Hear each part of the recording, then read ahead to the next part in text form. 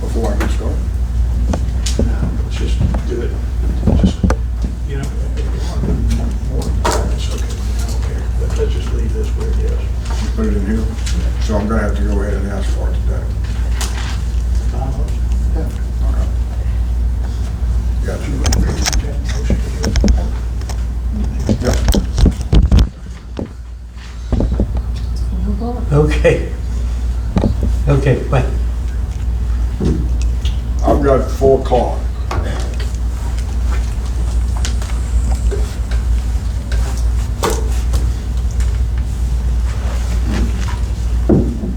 Mr. Chairman, Mr. Wilson is feet away.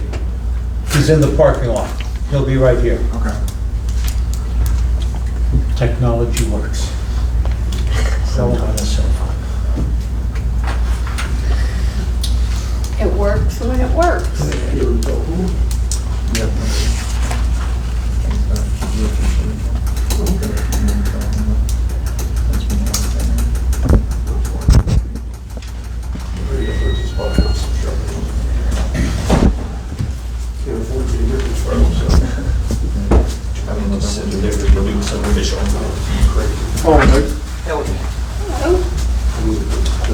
All right, I've got 4 o'clock. Welcome to the Montego Municipal Regional Planning Commission meeting, June 2nd, 2026.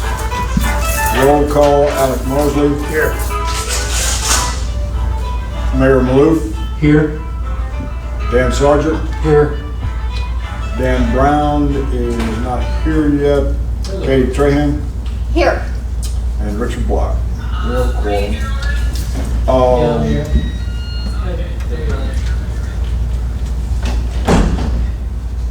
Okay, approval of previous meeting minutes.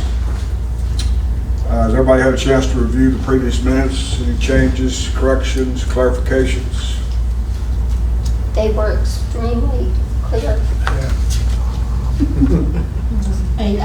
All tape, right? I make a motion, we accept the minutes. Second. We have a motion and a second. All those for? Aye. All opposed? Motion carries. Mayor, I believe you have some business to take care of first. I do, Mr. Chairman, thank you. Mr. Chairman, members of the Planning Commission, consider this notice that I'm stepping down effective immediately from the Planning Commission and appointing Nate Wilson as my designee. This has nothing to do with my lack of interest or any other reason other than a time crunch. I'm dealing with T-Deck, T-Dot, 3 hotels, and just many other projects that unfortunately the town is dealing with, or fortunately, depending what it is. So I've decided to step down. Nate Wilson is more than qualified to continue to discuss C1, Imagine Montego, all those other factors that you'll be considering. So I will be in the audience. I'm still interested and will participate, but I think it's appropriate that Nate take my position at this time. Thank you, Mayor. Thank you. And thank you for all your guidance and assistance and direction and trying to keep this ragtag bunch straight, okay? Thank you. Appreciate it. And thank you for nominating me, Mayor. And Nate, welcome. Thanks. We don't have one rule, you have to do what we tell you to do. That's fine. That's fine. I'm happy to be here. All right. Well, let's get started. Jonathan? You have a question? Huh? Or you want me to do? Yeah, do you have a question for me, or what do you want me? Yeah, well, I mean, reports of officers. Oh yeah. There's not too much right now. I've had a few phone calls. Somebody was asking about industrial uses in Montego. I said that went through some of the industrial uses and stuff, but I said there is no current industrial zones in the town of Montego. So if he was wanting to use industrial use, you would have to get a whole area probably rezoned rather than just one parcel rezoned. So. Was there a specific area that were? South of this section, C3, I can't remember the exact parcel where it was, but it was south of the interstate. Okay. Any updates on any others that we have talked about? Been 30 days now. Anything from DeBose or? I have not heard anything from DeBose. No updates, no site plans. I don't know if the mayor has gotten anything from them. Well, I have received an email that he's requesting, or representatives from DeBose are requesting a meeting with the with the building inspector to update some of their thoughts and plans. They've been working diligently, but as you can imagine, with being on the National Register, it's quite a project. So I think they're ready for that next phase. They've done an awful lot of work. I think they're ready to meet with the building department next. And as soon as that's set up, I'll advise. Yeah. Yes, sir. Jonathan, didn't you have a meeting, weren't you in a meeting with the DuBois folks in Grundy County about 3 weeks ago, the week after your last planning commission? I was not. It may have been my counterpart, Jonathan, or not my counterpart, but there is a Jonathan Connell, who is our economic development department. It may have been that Jonathan within SETD. I don't know, but I did not interact. I know he works a lot with economic and industrial development in Southeast Tennessee, so he may have been in contact with them. Okay.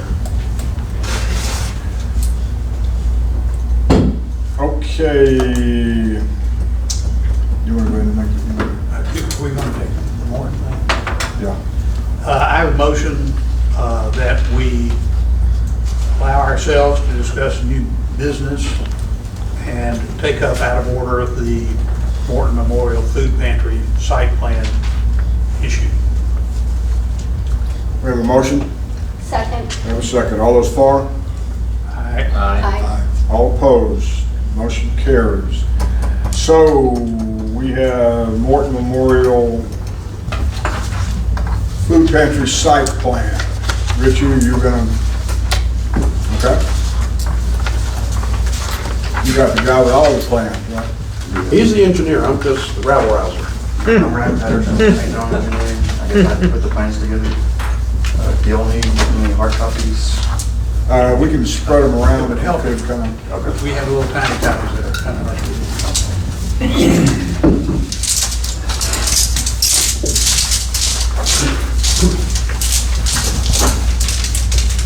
So this food pantry is going to be owned and operated by the Morton Memorial Church that's right across the street from this proposed site. The proposed building that they're wanting to build is 5,000 square feet. Half of that is just a warehouse storage area. The other half would be an area that is used by the public on days that they're giving out food. And I believe that only occurs about once a month. Is that Currently, that will expand with the new building. okay? And yeah, so far they've just run out of space in their existing church to run this operation, so they're trying to expand at this side across the street.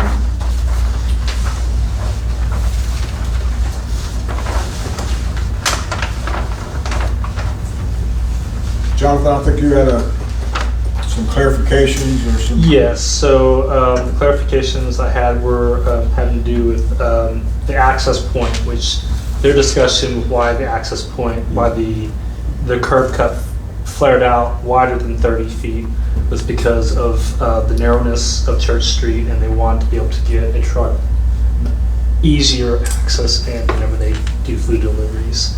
The zoning ordinance does allow for the planning commission to allow for wider than 30 feet if there are circumstances that would necessitate that. And I think the situation with Church Street being narrow, you know, they're going to have a large truck coming in to do food deliveries. It would make sense to do that rather than them trying to swing around on Church Street as much.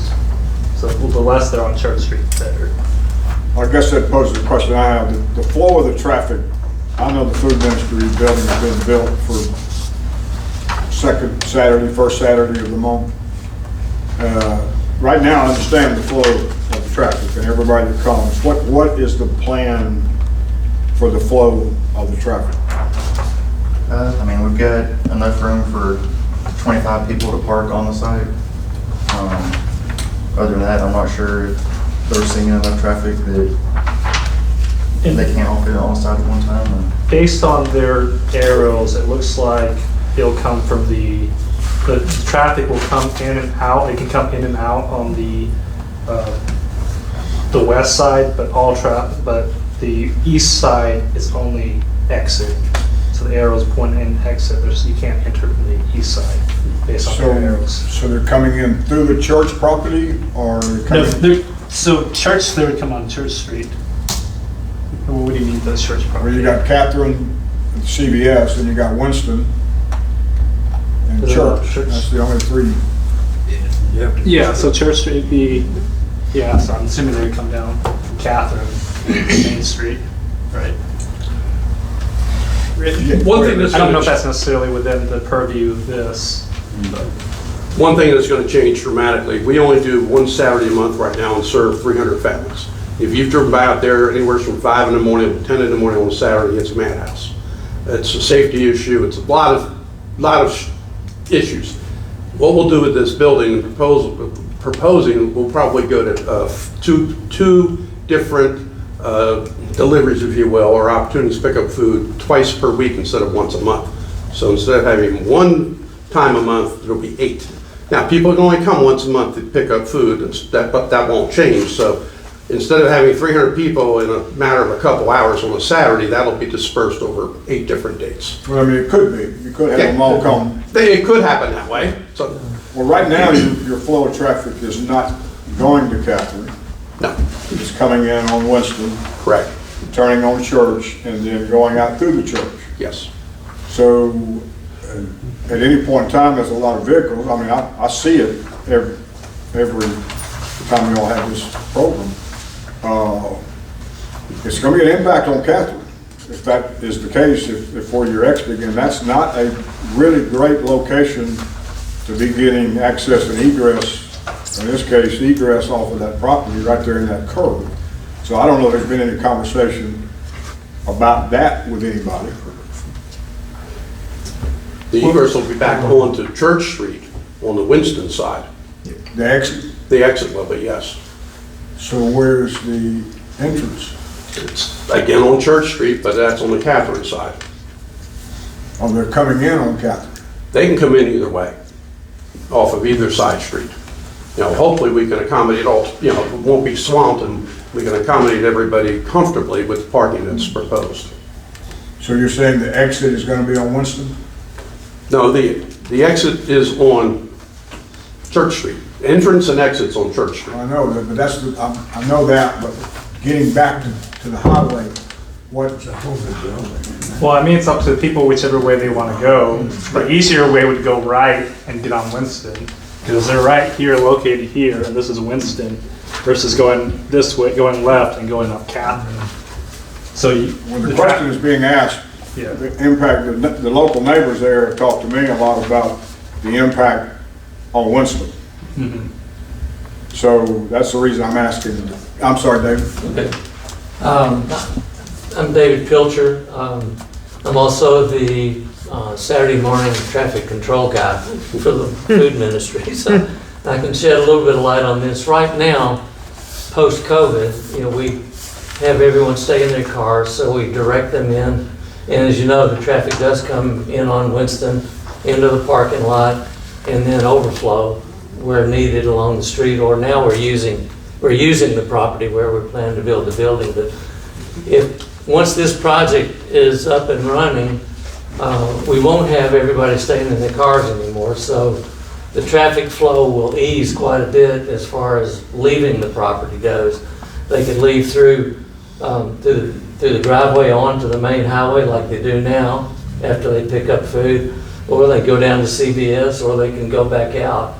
We should see a much more calming, normal traffic flow once we get this project going, because there will be parking spaces on the property as well as on the church property as it is. I mean, what I do, I get there at 6 in the morning, and by 9:30, you know, I've got 85 cars packed into the parking lot. Right.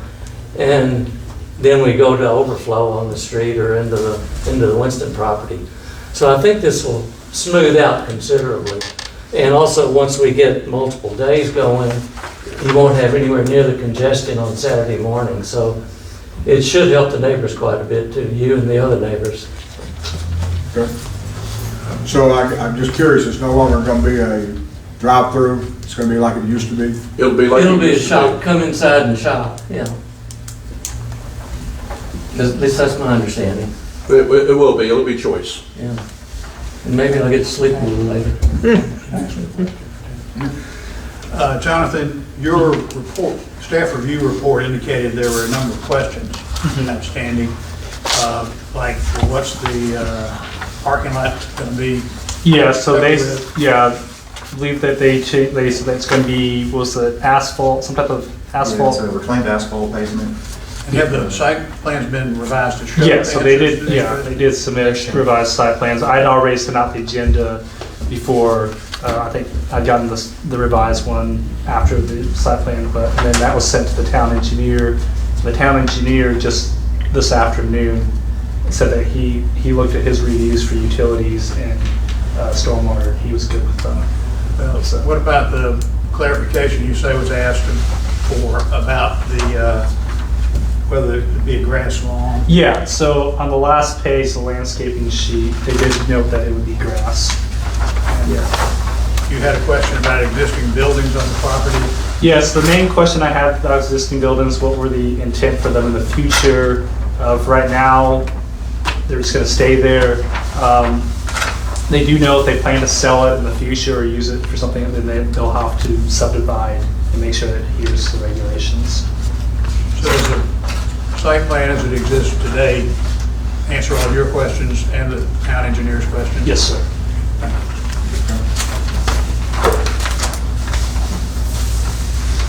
Mr. Chairman, I spoke to further reiterate and state that I spoke with the town engineer today. He sent an email that all of his comments have been satisfied on the site plan and that he had no further comments. The only issue we have took about a 2-second conversation, I think, and that's the backflow preventer will be inside, not an outside insulated box.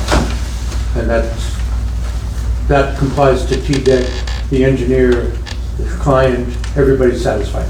So it'll be inside instead of outside. That's the only comment. Okay. Any other discussion?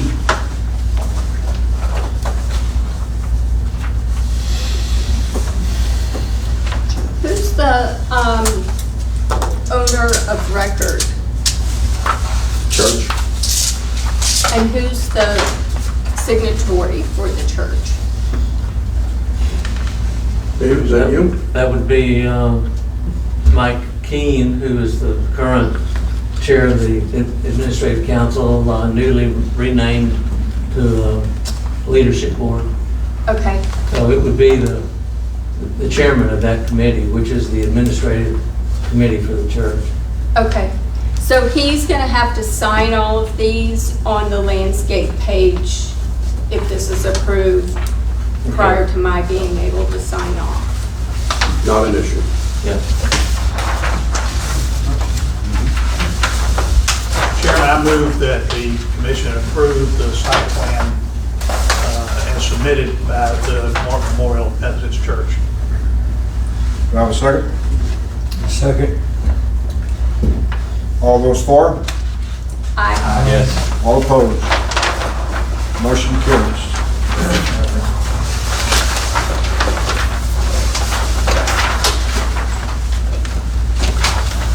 Okay, we're gonna jump back up to old business.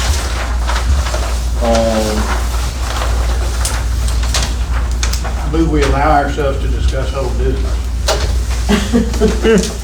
Do we have a second? second. All those for? Aye. All opposed? Motion carries. Okay, next, Nate, I guess you're gonna have to get on the other side. What am I talking about now? You want to talk about C1? Yeah. Downtown zoning amendment. So I think Jonathan has put that language together. He and I I sent him the language that we worked on for the extent of the primary and secondary, and then he and I had a little back and forth over the last week about possible extent of the residential overlay. So he's got those now defined by streets. So yeah, if we go for let's go for the first one for the primary street, at the north side of Main Street, beginning on the east side of the intersection of US 41 headed toward Pelham, and Main Street extending east along Main Street to the west line of King Street. On the south side of Main Street, from the east side of Catherine Avenue to the western boundary of the elementary school property line. It also extends on College Street, beginning at the east side of the intersection of Assembly Avenue and College Street, running east on the north and south side of the street to the west side of King Street. And then secondary street is any public street located with the downtown C1 corridor not defined as primary street. So I kept the map just that way there's a little visualization, but the actual language is what it is. So even if the map looks like it extends somewhere differently. A lot better than what we had last month, so that's good. I've got a couple of questions. On the commercial, is there no required parking, is there no parking space requirement? No, there's none. None? I think there needs to be. I have several things, but, and as I got in, I think more and more there needs to be as I got into the residential, because then. No, there is residential parking requirements of one space per dwelling unit, I believe. But in the commercial section, the idea behind it is that right now, we don't have enough parcels of sufficient size to have sufficient parking to be able to, in our current zoning ordinance, actually be able to build it out with any density at all. And so the idea behind doing away with the C1 parking requirements is that the free market will allow for some parking. In a public sphere, we need to be thinking about parking because it's in our best interest to have higher densities within our downtown corridor. And so with the opportunities that we have to better utilize our parking on College, the idea is that there may be a parking problem in the future, and it would be a beautiful problem to try to solve because it would mean that we've got significant development downtown. So if somebody wants to have parking, they can have parking. Absolutely, absolutely, and it's encouraged, and there are guidelines for that parking. You've got owners, you've got employees. And There are guidelines for how that parking is to look, but there are not minimum parking requirements, so that we're not filling our downtown with parking.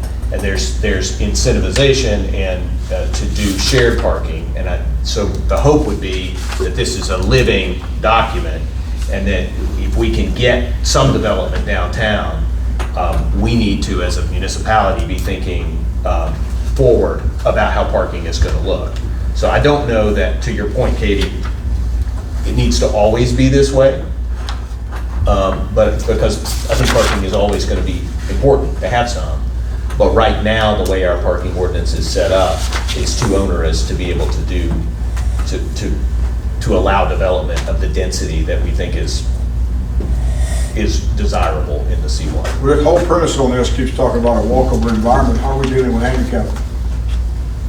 So there is handicap provision in there. I didn't see it. Well, it's dealt with the International Building Code. So we're not changing any of the International Building Code requirements. An International Building Code would require handicap access for all. Do we reference that anywhere? It's referenced within our code, so this is only a C1 inset. Our full zoning ordinance references the International Building Code. Well, we went to the effort of saying you don't have to put in parking places, but we didn't address handicap. It does not have a required minimum number of spaces. So there's a parking section in there that talks about how parking is to be dealt with, but we don't require a minimum number of spaces for each development. The International Building Code has ADA requirements that will stand. Does that make sense? So It makes sense, but we're restricting the parking. we're not restricting We're parking. restricting the parking. Wait a minute. Okay. Let me finish. You're restricting the parking that it can't be in the front anyway, if I understand this correct. It's gotta be in the alley, or side. But the rear. Well, I've got concerns with that, if we're not even addressing the handicap. We're talking about a walkable space, and we're not even dealing with the handicap piece of it. Well, it's dealt with the International Building Code. So- International Building Code still is gonna have that you have handicap parking someplace. Correct. That, Well, I'll say this isn't going to supersede the parking requirements that are already in Monteagle zoning ordinance, which requires that you have ADA parking spaces, and and these sidewalks have to be ADA compliant that are in commercial zones. This is just specifically talking about how many spaces you're required in your C1. So you already have a parking section in, I believe, chapter 6 of the Monteagle zoning ordinance. So the 9x18, if they decide to put parking, they still have to do 9x18. They still have to make it ADA compliant. ADA still has to be, it's 2 spaces for every 50 spaces that you have. In our existing ordinance, it's very clear and defined how many handicap parking spaces you have to have based on square footage, right? No, well, ADA, you don't have that in your existing ordinance. It's based off how many spaces you have. So ADA is the federal law that says that for every 50 spaces of parking you have to have 2 spaces of handicap parking. So whenever I evaluate how much handicap parking is required, I look to see how many spaces are required based on your building or whatever the building requirements are and your parking requirements. And then I look at ADA and say, okay, if there's 51 spaces, that means they have to have 4 spaces of handicap parking. They can't just have 2 or whatever. So I look at, it's ADA is its own thing. You guys can't override any ADA requirements. You can't. so when you're saying no minimum, They're basically saying that they don't have to put parking if they don't want to put parking on their property. Yeah. If And, they feel that they can serve their clients without parking, then they don't have to put parking. But if Okay. they decide they want to put parking, then they have to adhere to all the parking requirements that are currently in the zoning ordinance. In terms of, except for the exception of where it's located, but everything else, they have to be 9x18. They have to have ADA compliance. So let's say a business comes in and says, hey, all of our traffic is foot traffic. We're never going to get people that want to park here. We don't need parking. They say we don't want to have parking, then they don't have to be required to put parking just on the sides of their building. So they say we're not going to have, somebody else says I want to have parking, and their building size is 1,000 square feet, which I can't know off the top of the head, whatever their requirements in terms of parking. They have to put parking in the back or on the side, and they have to be 9x18 feet, and they have to be whatever the amount of spaces required. So if they choose to do parking, they still have to adhere to their parking requirements. But if they say we don't need parking, and all of our traffic is going to be, people walking in and out, and really that's their problem, figure out parking, then I think that's the idea there. Again, that's if the town wants to promote that way, and you want to have it where the focus of your town is the buildings and the traffic versus parking lots, and then people go in there. I think that's the intent behind this. And that's really what whether the town wants to proceed that way or not. and I think that sounds really cute and wonderful. I truly do. And it sounds picturesque and TV oriented. Doesn't sound very highway town like we are. It doesn't sound very tourist oriented where we're having tourists come into town and need to park. And it doesn't sound to me very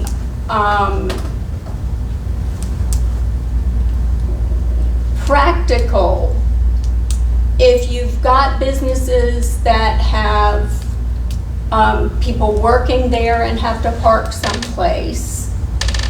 And also, if you've got an inn and something else, and people are staying there, sure, maybe they can walk from the inn. And then if you've got, a few handicapped people that want to participate in the town. And then you've got, residential overlay that have very minimum parking from what I could tell. And so they're going to often be taking up the business parking that's on College Street and around. I don't know where you're going to get any parking. And I understand what you're saying about, the density, and we don't have it now, but I don't know how you're going to get it. And then I'm looking at, I don't understand for the life of me, the minimums and the we've got a maximum individual building footprint. But what about a minimum? I mean, can you have a 20 by 20 building? I don't understand some of this stuff. We've concentrated quite a bit on some of the big items, but I think there's a lot of work to be done in dialing down to some of this stuff. Because you could still get a lot of really little bitty. I think that's kind of the point, Katie, is that if we had a downtown that had the opportunity to put 20 or 30 small independently owned businesses, that would be a good thing. So the way they're set up is not requiring anyone to do it that small, but it's given the opportunity. Say you've got a landowner who owns a 7,000 square foot lot there, and they choose to build I better change my numbers here. So let's say you got somebody with a 15,000 square foot lot. They build a 2,500 or 3,000 square foot building for their primary business, and they build some parking because it makes sense if you're a property owner to have some parking. And there's not restrictions on parking; they're just taking the minimum number required out. Then this gives that person the opportunity, say they have a 20 or 30 foot wide sliver on the side of their property. Well, 100 years ago, that would have been something that somebody would have built a storefront on, and this is allowing that to happen. And particularly if that scenario were to play out, the first landowner has already built some parking.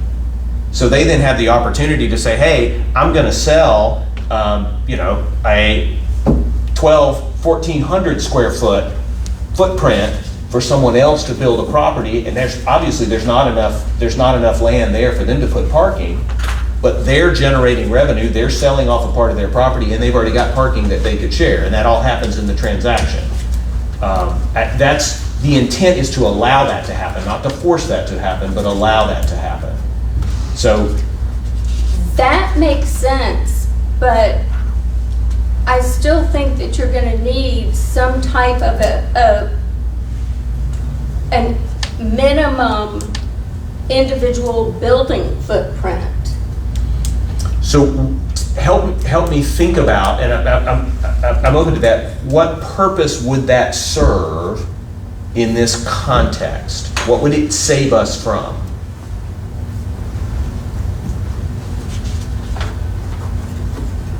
I think that I'm having a hard time understanding how you're going to have, because you could end up with this teeny tiny square. And we see that in old towns, in towns that have been there for 100, 150 years, that are pedestrian oriented. And right now, the way our current C1 zoning ordinance is made up, those chunks have to be setbacks. Those chunks have to be open areas, and increasingly the way our current ordinance for C1 is, those chunks have to be parking lots. And we're giving the opportunity. Setbacks. We're giving the opportunity for those areas to be smaller businesses. I don't know that everybody's going to want to do that, But particularly when you think about small businesses and you think about the price of our real estate in downtown and how little's happening, even though the price is that high, if we're gonna have small businesses, we have to have lower entry points. And lower entry points in this instance is around the square footage. I don't think that any of these ordinances, I don't think people are gonna come in with a 400 square foot building. But this gives the opportunity for somebody to do that later, and it gives the opportunity for a developer to think about multiple revenue streams for their property over time. And I'm not saying huge. I'm just saying, shouldn't we think about, and I'm not saying it has to be narrow and long, or, you know, or maybe it's this and here, and the parking lot could be in back, or, you know, if somebody chose to do a joint parking lot or something. I'm not saying we have to dictate the shape, but that there should be some kind of minimums, that we're putting zero minimums everywhere. Yeah, I guess it's the question. I don't understand. I just think that without any kind of guideline, who knows what we're going to end up with. As it is right now, we've got, you know, sign guidelines and all kinds of things that we're not enforcing. We've got all kinds of, right in our downtown corridor, we've got open dumpsters and everything all over town. None of that's being enforced. We've got signs and wavy men and stuff that aren't allowed. And then we're trying to do this. And we want something to look nice, and we want developers to come. Why are they going to come when that's what they look at? I don't know that these zoning ordinances are the reason that developers aren't coming. Who wants to invest in a downtown that we can't enforce what we have? You know, I think that's a legitimate issue. I don't know that it relates to how minimum square footage on the lot size. I get it. I think we need to be uniform in our enforcement. I know everybody is upset about how the fence situation downtown turned out. We've now fixed that in our ordinance so that won't happen again. And what this was an attempt to do was an attempt to open up for more possibilities for more different types of development within the downtown corridor. That's the rationale behind it. It's not to restrict to a certain typeset, and with it is intentionally open like that. So there are multiple ways to think about downtown development, and one of those is very regulation specific, that has very specific design standards and can give a very narrow view of what a downtown could look like. And this was intentionally not made to be that way, to allow for more organic development. okay, And I it's, understand the other side of the coin. So that's my perspective, and I understand it might not be the majority. So one of the most successful restaurants we have here, the Mountain Goat, wouldn't be able to build. absolutely they would. Absolutely. Why would they not be able to build? Well, I mean, do they fit the lot sizes and? Yes, yes. So we intentionally made the maximum square footage above any building that is there, because we didn't want to restrict it in that regard. They might have to adjust their parking. Yeah, they might have to adjust their parking. And again, this gives them the opportunity. So the Mountain Goat the Mountain Goat Market right now has a huge parking lot that fills up. But this ordinance would give them the opportunity, and Spencer and Eric have had a preliminary conversation about this, it would give them the opportunity, if they wanted to structure their parking more rigidly so that they could get more cars in there, then they can do another development on that same property and share the parking. And again, that just adds to density in a way that they can't do right now.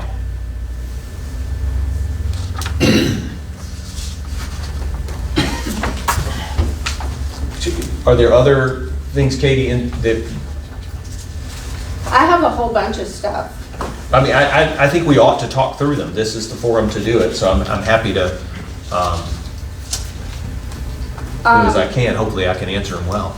Okay, I have some that are just basic spelling kind of things, and I also have other that are more questions or technical. So I can skip the spelling and get those to Jonathan if you want. Sure. But on the second page regarding on create, under applicability, if they have to apply and build back, and you're looking at the appraised value, is that the assessor's appraised value or a private appraiser's value? Read the language to me, because we worked through this a long time, and I'm sorry I don't have it in front of me. Additionally, any existing property wherein the cost of renovations reaches 60% or greater of the appraised value of the principal building shall be redeveloped in accordance with the requirements of this chapter. So I would think that would be the appraised value, but an assessor's value is an appraised value. So that was intentionally left to create a little flexibility again. So if you had somebody who wanted to build back just like they wanted to, well, we want them to have the opportunity to do that. And so if they don't like the assessor's value, the assessor's value is too low, which it often is, then that gives them the opportunity then to go out and get an appraised value that would then allow them to build it back just like it was. Okay. So we're gonna. But it does give some regulatory teeth. It says, if a building is destroyed, then we would like for it to come back in compliance with the new ordinance. But the committee that was working on this struggled with this question a lot, because we didn't want to have a very low bar that was going to force everybody into compliance with very minimal damage. And so this was a way to put that bar high enough, but there still has to be some bar if we're going to change the needle. So that was. So I'll know something. State law has restrictions in terms of what local governments can require commercial and industrial uses in buildings, how to conform to current regulations. Because if they are non-conforming the time whatever ordinance passed, they have a certain amount of time they can stay that non-conformance. And we've actually added that in there. That's in there in a different location. We added about natural disasters and fires. Just right here in the next paragraph. Again, there was a lot of conversation around Yeah, this. that's the option. Again, state law gives you 36 months to stay in non-compliance. So basically what they have is the option becomes they can build either way. I think if they decide, if it sits there for 3 years and nothing's done to it, they're going to have to get in compliance regardless of the situation. So I don't know exactly in terms of this. I think state law would still override anything, even if you put in. Because our current things. zoning ordinance doesn't give 36 months. I don't know if it says 30, I would have to remember if it says 36 months, but state law does give 36 months. There's no restriction, there's no protections extended to residential that's non-conforming. So if your house burns down and it was non-conforming, and if your zoning ordinance doesn't allow for the provisions for, I think there may be kind of. Our zoning ordinance has a There's provision. usually typically an act of God, but let's say it's out of use for, it gets torn down and nobody rebuilds for, X amount of months. Then there's no protections in there if they willingly choose to do that to a residential. There are no, those protections, there are greater protections for commercial that decide to do that. At the very least, they can rebuild the same footprint they had before. So you're basically saying it can be whatever they want? We allowed for appraised value, so yes, so you could use a commercial appraisal. And again, that was an intent to try to be flexible and not cram things down people's throat, but give them an opportunity to participate. Okay. And then on, under height standards, under that first floor height, I think it should be floor to ceiling and not floor to floor. So, and this may be a very good change to make. Help me understand what. If it's a 10-foot minimum on the primary main street, and under building, the way you measure is floor to ceiling. And it says floor to floor? Uh-huh. Okay, no, I should say floor to ceiling, because that was a lot of conversation around that too, because that was, I think for a lot of us in the committee, that was you getting that, Jonathan? Yeah, I can change that. Again, most of the stuff in terms of what they left, I did not try to change it intentionally because I was not part of that conversation with the Mansion Mount Eagle and stuff. Yeah. So I assumed a lot of this was stuff that was already discussed and there were things that they wanted. If there were things where I saw didn't make sense or was contrary to the zoning ordinance, I would make kind of revisions there or at least note it, but. Yeah, and this provision is one of those things that I think we talked a little bit about before. What we were trying to do is give a little bit of form to what we would like to see, to have it appear to look like a downtown, but without trying to get really onerous about finishes and textures and that sort of thing. So that even if the building,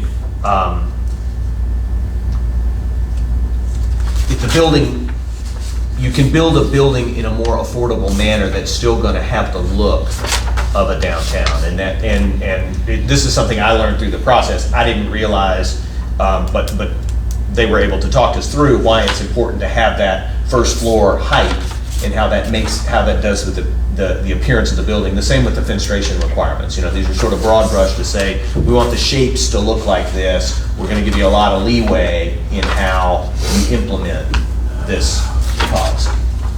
But yeah, that sounds like a typo we should pull out, because we were always talking about it being floor to And then ceiling. maybe, yeah, I don't know, some of these were, I don't know if I ever got the final copy, because some things felt like they were missing, so, in terms from the current version, so. I just put whatever it said to me.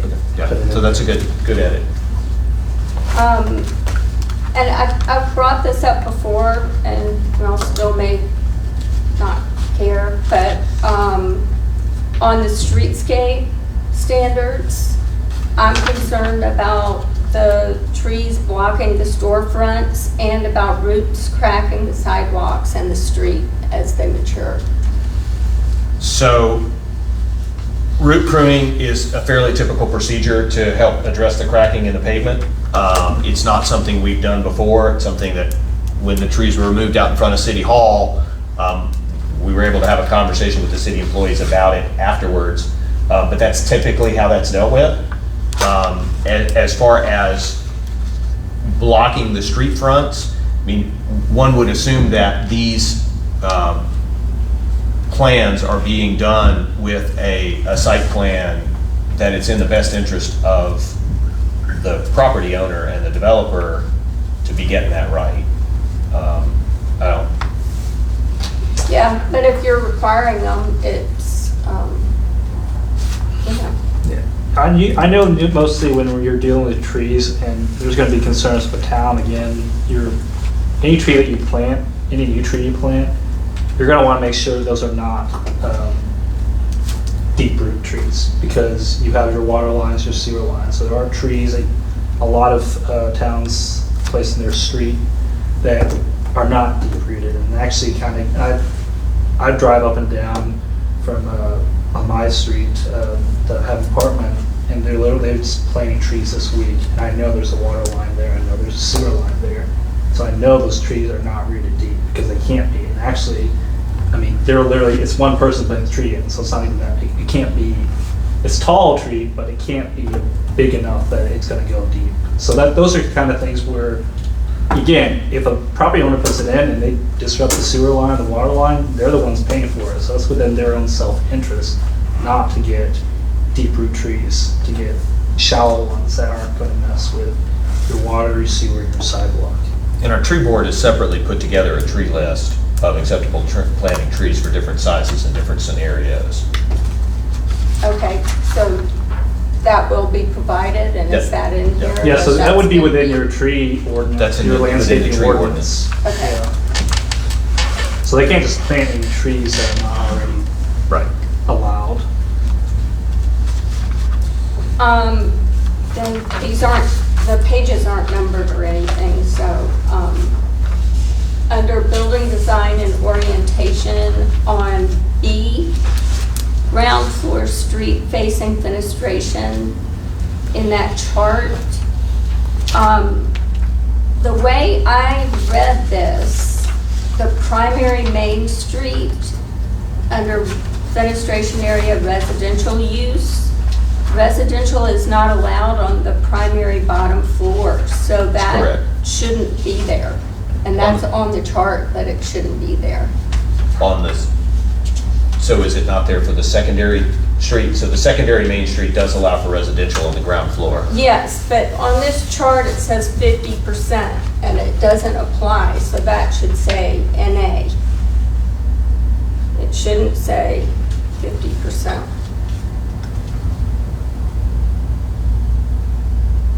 Yep. Good catch. And then below that, C is a duplication of A above. So let's, Nate, would you like my copy of this to follow along? I'd love it. I have it up on my phone, but my phone died.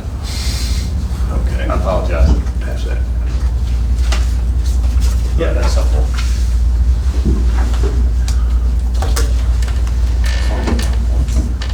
Sorry.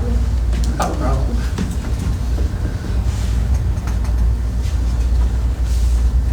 Okay. Do you see what? Yep. Okay, then on the next page, under awnings, balconies, and overhangs, Yep. B2 is a duplication of 1 or I'm above.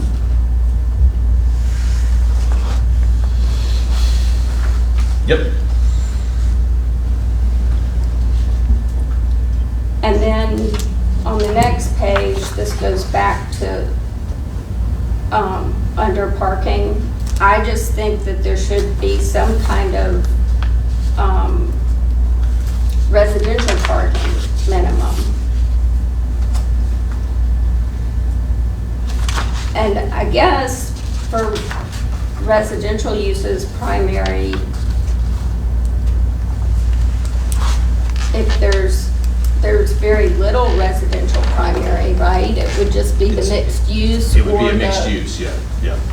So maybe that's not so important, but it seems like there should be some. Well, we're not telling them that they can't. We're simply not setting out making a minimums. minimum. And so I do think, you're right, if a developer's coming in and building a building, they need to make provisions for parking. This is saying, please make provisions for parking if you'd like, put them in the rear, but we're not gonna dictate the number of spaces that you need. Right. And then, I don't know what you think, Richard, but like lodging uses, there's no minimum. I guess you would want some kind for the lodge, right? Well, if you got residential and you're not requiring parking spaces, those people that are living there are gonna be parking somewhere else. Right.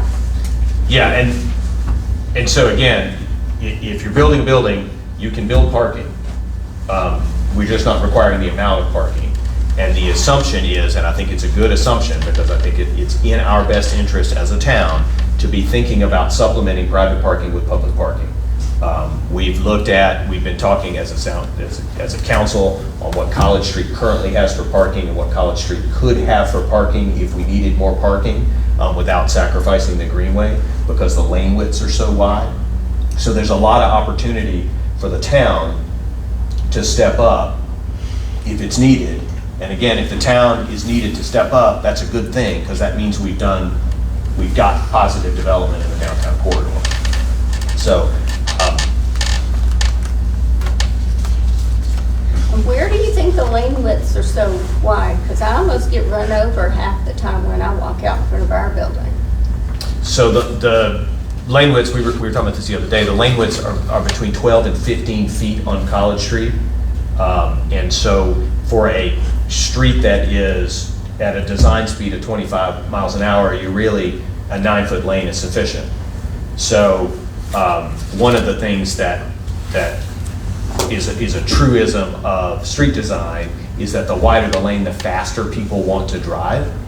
And so that's one of the things, if you remember, the bike lanes on Main Street have all sorts of problems associated with them, but one of the things that the chief of police at the time came up within 6 months afterward is he came up and said unequivocally the speed on Main Streets have slowed down. And it's just a function of people feeling more constrained, feeling like they can't drive as fast. So I would hope that, and I'm supposed to be measuring College Street with the mayor later this week so that we can stripe it and we can put some edge markings on it to give a better understanding of what is available there. Doesn't solve the parking problem, but it helps define what that is and what might be available. But there should be sufficient room there, keeping the greenway intact and not affecting any businesses to do on-street parking on both sides of College Street. And right now, it's just sort of loosey-goosey with really wide lanes. And hopefully that would, like a business of yours, that would provide additional parking for yours. Because your business is a good example. You're using public parking on College Street. And so that has allowed that lot to be built out. Like, right, you couldn't build your building today because you don't have enough parking places. And Right. And the goal is, we like your building. You have a really beautiful historic building, and we would like other buildings like that to be able to be built.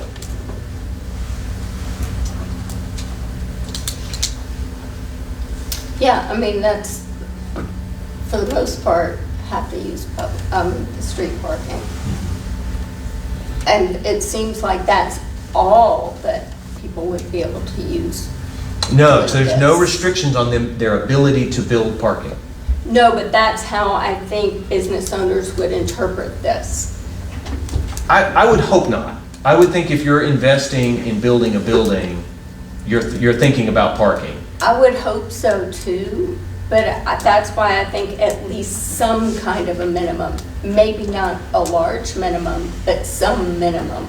If you flip to the next page, there is a minimum for bicycles. Yeah. Yeah, accessibility, yeah. But there's a minimum for bicycles. Yeah. How many per square foot and per unit and all that kind of stuff. Yeah, because in total, the number of square feet we're talking about, again, we're trying not to fill the private property of downtown with a bunch of parking. A bicycle rack, that accommodates 10 bikes takes up 40 square feet. I can remember on College Street when we used to park right in front of the post office, go in to get the mail, or in front of the drugstore, right there. And there could be 6 cars all the way down in the front of Richards.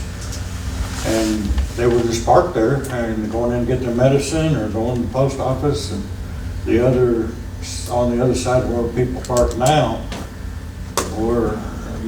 wasn't there. Of course, there's a railroad bed. Yeah, they didn't have the greenway. No, we didn't have the greenway, but I could see where the restriping it and designating lanes would be an advantage to possibly slowing the traffic down. Because I do think of your property there especially, you have to cross the street when you come out of your office. Mm-hmm. Yeah. Well, also the way that the road's paved, it's, Right, yeah. Yeah, and again, the striping doesn't fix the paving issues, No. but it helps define the street in ways that can maybe. It's an Okay. advantage there, yeah. well, I just find the whole overall parking minimums and for residential and commercial, to me, is, I think could create issues for businesses long-term. Well, I mean, But what- that's my personal opinion. Maybe no one else agrees. It seems I've like made we- my opinion. Seems like we just gotta try to start somewhere and work with it and see what develops and how to carve it out to make it work for everybody when it does come into play. yeah, we're certainly not doing anything with private property rights that would allow people to park in other people's parking lots. So I can see that concern. Again, that becomes then an enforcement issue, and I heard your concern about uneven enforcement, so that needs to improve. But again, if we have problems with people parking, say we have problems with a new building next to Mountain Goat that then has people parking in Richards Park, private parking, then the town is charged with coming up to us with a solution for that. And I think we have, within our toolbox, we have several options right now that we haven't implemented yet, but we could. And it's going to be on us to do that. But again, if we've got development that is causing those problems, then we've done something right. Well, I mean, I think the focus needs to be on it doesn't have to be a big, huge central parking lot, but it may be 2 medium-sized parking lots. But Right. it's going to have to be identified. I don't know where you would put it. So, but, I mean, if you build everything up and then you don't have parking space, you're in trouble. I would be pleasantly shocked if that were a concern that any of this planning commission would have to deal with. This is, building a downtown like this, part of the idea behind the residential overlay is that we build more density so that there's more opportunities for people to shop. For people to be there, to be able to shop. But the way our density of our housing units is and the number of rooftops we have, we're going to struggle to fill our downtown commercial corridor. And therefore, the committee that worked together, Kenny, you were on that committee, we worked through this as ways to lower the barriers of entry to commercial development to help us overcome some of those barriers. If it takes off and runs like wildfire, I think y'all are right. We're going to have to come back and readdress this. But the idea is not that this is a static document going forward. The idea is that this can be a goose to spur some development. That's the hope. And again, we don't know what's going to happen. Okay. Under fencing and walls, for the use of uncoated metal chain link is discouraged. I'd Yeah. say it's prohibited or not allowed. Discouraged, to me, says we don't want you to do it, but we really don't care. So we had this conversation, I think, and so we added use of chain link fence is prohibited in the front yard. That was the way we tried to address that, to allow people to use it in things other than the front yard, but discourage its use in other places. Do we need to get stronger on that language? I would. I'd just make it not allowed. Metal chain link is. Fences shall not include electrified, barbed, razor wire, or plywood sheeting. The use of uncoated metal chain link is discouraged. Why don't we just include the chain link? What's the difference between that and chain link fence? Yeah. Same thing, isn't it? Well, the use of the chain link fence is prohibited in the front yard, saying its location. So if somebody wants to put it in their back, their rear, where it's not facing the main street, because they want to put a cheaper alternative in their rear, then they may want to do that.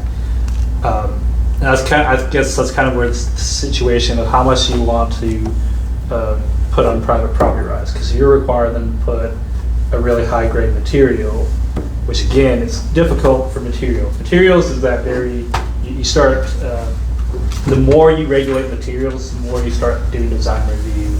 And a court of law is going to say you've got to have a design review commission the more you regulate materials.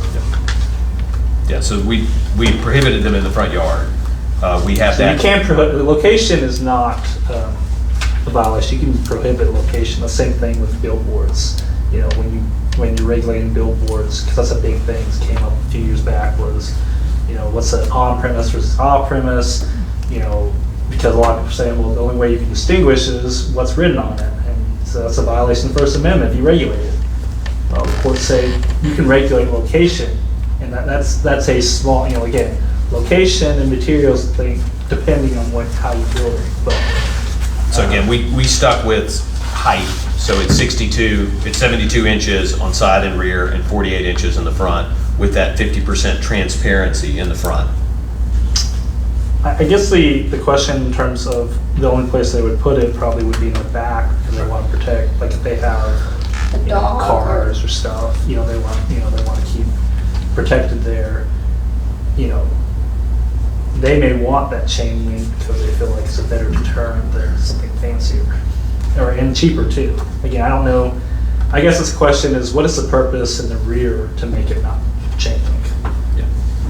Like, does it make it less appealing, but that nobody sees it?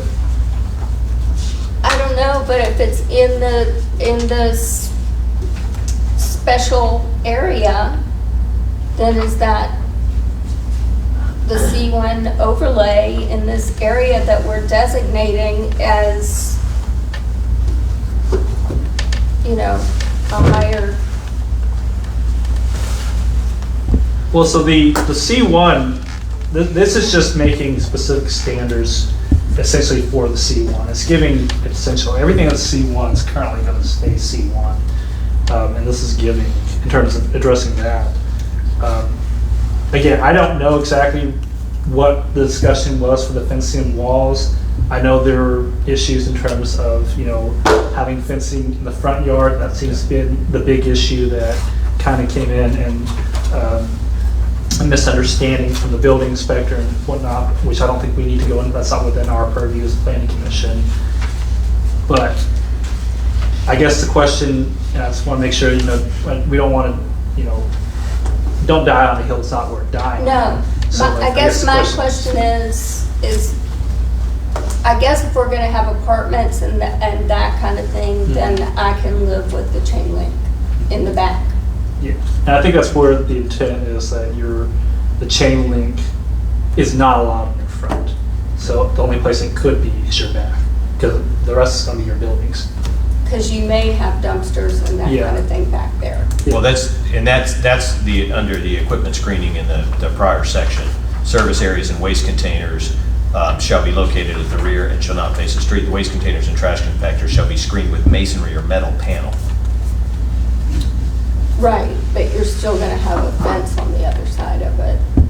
I mean, it's not going to back up to another piece of property, I'm going to guess, Yeah. without the fence. So the screening requirements for that are separate from the fencing. Right.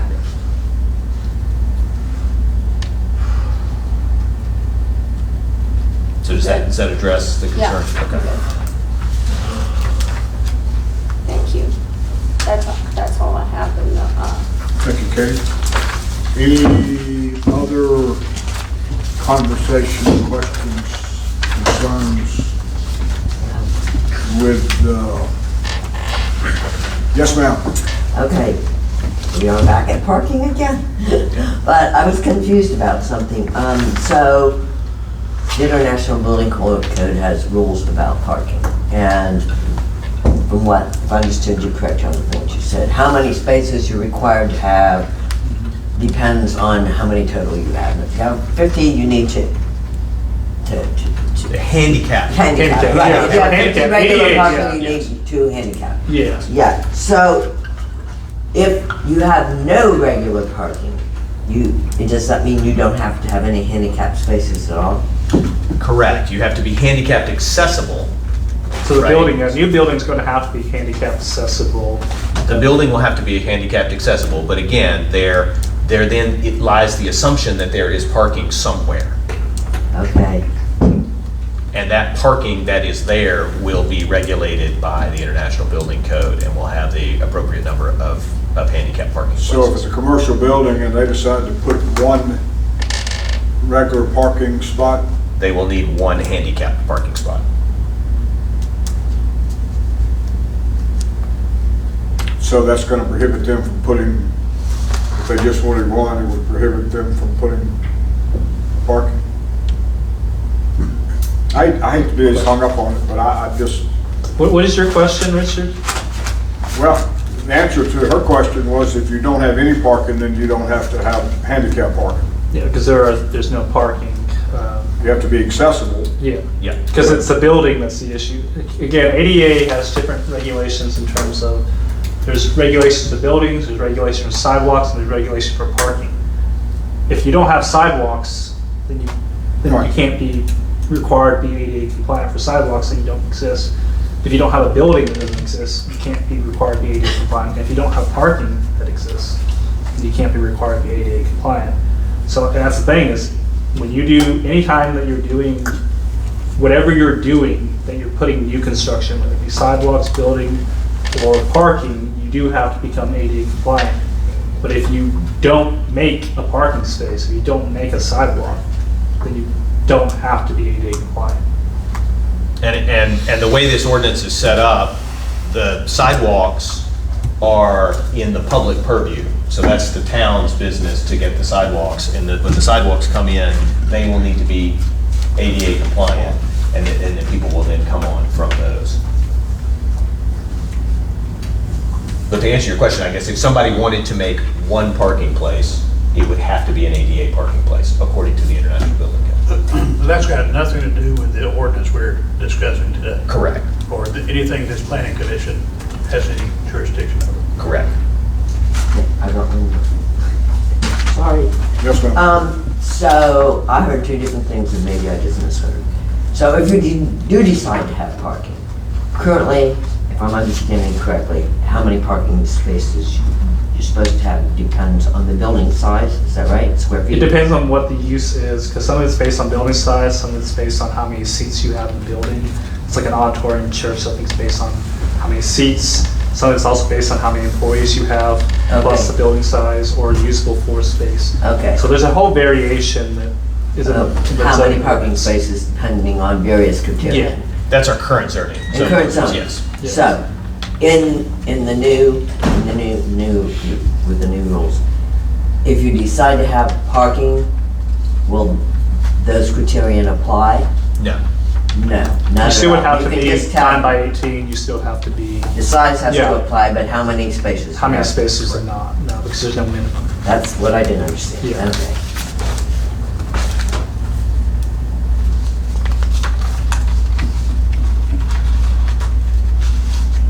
So Richard, did you have some specific things we needed to talk through as well?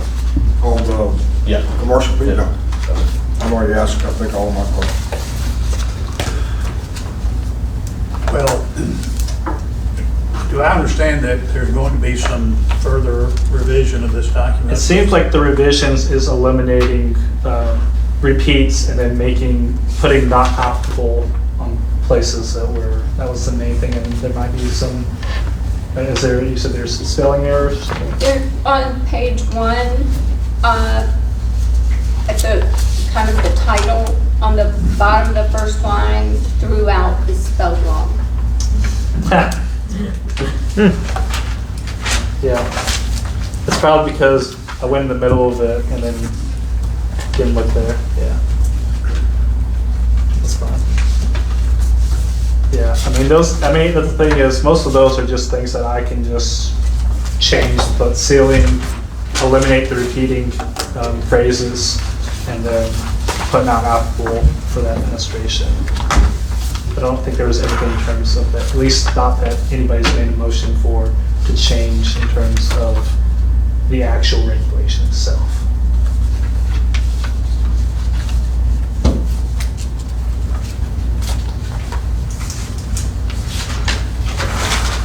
Any other conversation?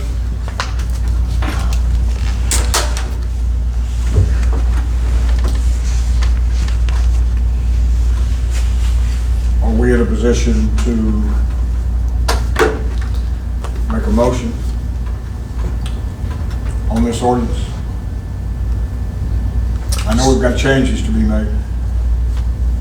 So can a motion be made subject to the typo corrections that were pointed out by Yeah, you can make that Ms. motion. Trahan? Well, there weren't all typo corrections. You know, there's some other things. I think it would be good if the motion specified what changes are incorporated in it. Has anybody else approved this other than Katie, to make sure there's not other mistakes in here before we vote on it? Because I missed those two duplications. Which means all those below it are gonna have to be renumbered. And I apologize that I've been running around doing a lot of things, and so I did not look at, I scanned it to make sure that the changes that we had talked about in the committee were in there, but I did not. And I'm not known for my ability to do that type of detailed analysis, so. Jonathan, has anybody in your organization approved this? Well, I'm looking at, yeah, I guess, again, missed some of the stuff there. I think the first one's because I didn't realize the first one for the fenestration. I didn't notice that it was repeating there because it was above the table, so I was mostly looking at the table. I didn't know what the reason behind the table was. Again, most of this is just stuff that I copy and pasted and checked to make sure that it wasn't in violation of your zoning ordinance or state law. And I made the assumption that you had done, after the first walkthrough we did, that you had done more of a flow and purpose cross-check. And I, in retrospect, probably should have done that myself. But I appreciate Katie doing that. So if this is gonna be passed tonight or not, I don't wanna send something that's incorrect to the council. If it hadn't been proved. I mean, we got into that deal with the transparency and the, what's the other? Opacity. Yeah, and I had to look up. I did too, by the way, that's all right. Sir? I also had to look it up. I wasn't familiar with opacity. I like to see things clearly, but that's another story. If I may make a few comments just for clarity, because I just have questions, not to impact your ordinance and your discussion, but as to minimum size, theoretically, if I wanted to do a 5x5 water station, would that be allowed? To make Katie's point of minimum? Yeah, we'd have to look up, but yes, I think theoretically it would. I think your business model would be subject to some review. And the other thing, in my travels, if any of you have been to Lexington, Virginia, parking is in the rear of those stores because their main street was kind of already established with older buildings and setbacks. So if there's a way to get parking in the rear and cooperation from the landowners, that might solve some of the problem. Fencing, I haven't seen any fencing in commercial areas other than dog parks. So my complaint with the present fencing situation is Montego Elementary has split rail fencing. The bed and breakfast across the street has very nice looking picket fencing. So both of those absent would be allowed. design, I know, but absent design standards, maybe we can have some kind of something so we don't get another opacity issue.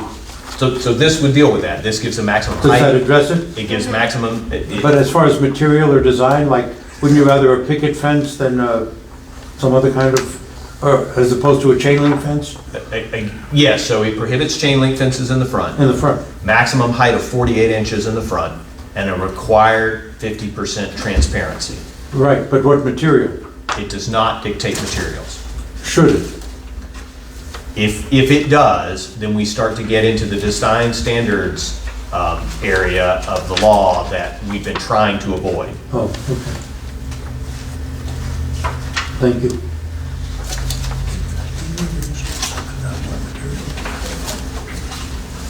I have concerns about voting on this tonight if we don't have, if this hadn't been checked. Yeah, as much as I would like to see it passed, I think that's valid. Jonathan? I do. I'm sorry, go ahead. I do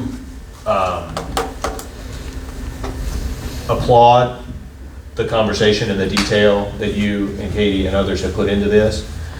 I do want to see it move forward, if for no other reason other than I've got a second round of funding that I can apply for to maybe do some spec and design some buildings. So I'm anxious to do that. Would it be possible within a special call meeting to review this so that we could move forward without waiting another month? Without waiting another month? So do a special called meeting to be able to review this so we don't have to wait another full month for because that would give the opportunity for the full council to review it. If we did a special called meeting for the full council to review it at their next meeting, which would keep us on track theoretically for getting it approved and adopted. That would help me with the donors who have been generous in their support in helping us with the downtown. I don't know what y'all's thoughts are on there. Well, now you're getting into our area, it's mayor and alderman, so if there's a special call meeting of the planning commission, Yeah, you think that'll be ready for the June meeting of mayor and alderman? that would be the idea. And does that fit into your scheduling of funds? Yeah, that would keep us on track. So That's what I wanted to make sure of. I have a question. Jonathan, if you have to make a number of changes here and do a further, I assume, proofreading yourself, how long would it take to get it back to the members of this commission for whatever further review they I want can to get make? by the end of the week easily, or even within the next couple of days. Because we don't want to not have an opportunity to do whatever proofreading we do of the final document, or what's meant to be the final document, just to get a call meeting in a hurry. So I don't know. If he said he could, if you could do it by the end of the week, the special call meeting would take 2 weeks to set up. So if he could have it by the end of this week, then that would give a minimum 1 week review for the planning commission. I think we could make that work. I don't know what the time element is that we have to get it to the council. Well, you have notice of a special meeting, so how many days is that? 14 days. 14 days notice? And So for if you the end did of it- the week, I thought it was 5 days. we're gonna run out of daylight if we, for the 13 days. Well, wait a minute. You'd have it by the end of the week. The 8th is a Monday. Could you give notice tomorrow and send it 14 days from tomorrow? Can it go in the paper on Friday? What days, you have to get it to the paper tomorrow to get it in this week. Okay, I could do that. So if you take 10 days from tomorrow, which is the 3rd, that'd be the 13th. That'd give you about the week of the 8th to review it. If I'm correct in my calendar, Monday's the 8th. 10 days from tomorrow is the 13th. Does that satisfy the requirements of proofreading? But what's the requirement after our meeting to get it on the council? You'd have that, well, the 10-day notice, you'd have your special call meeting the 13th, The third, no, wait, or whatever the date. What day is the 13th? yeah, that's Saturday. What, I guess first of all, what day would you guys be able to do a special call meeting? Let's That's clarify what I was that. backing into. Figure out. I think Richard's question is a good one. Let's say we had a call meeting on the 15th, and we recommended to the mayor and board of aldermen the adoption of these things. How much time do they require to get it on their agenda for their next meeting? 48 hours. When we put out the agenda, we would list this as new business. Short fuse. Yeah, I would suggest that special call meeting be set for Tuesday, the 23rd. Yeah. That would give ample time for review and still give it time for the full council to review it and discuss it on our meeting on the 30th. 23rd, what day of the week is that? That's Tuesday. It's Tuesday. That's a lot of time, isn't it? It's up to you, I'm Well, sorry. if the intent is to get it by the next board meeting, it doesn't really matter as long as it's before the board meeting or alderman. Yeah, we tend to get our packets the Friday before. Yeah. So this gives more time for them, and then you guys have 2 readings anyway. So it's not like Yeah. you have plenty of time for review that you're going to have. If it is the 23rd, I won't be able to make it. I'll see if I can get some because I have another meeting that week. Well, either the 23rd. that day. What about the 22nd? I'll be gone that whole week. Yeah, And I'm that may gone the be- whole week prior. Yeah, and I may be gone that whole week anyway, depending on some other plans I have. So I don't think there's a problem. If you guys have plenty of time to review it, though, then that's where it gives it better. The thing I think doing it the week of the 15th doesn't really give you guys a lot of time to review.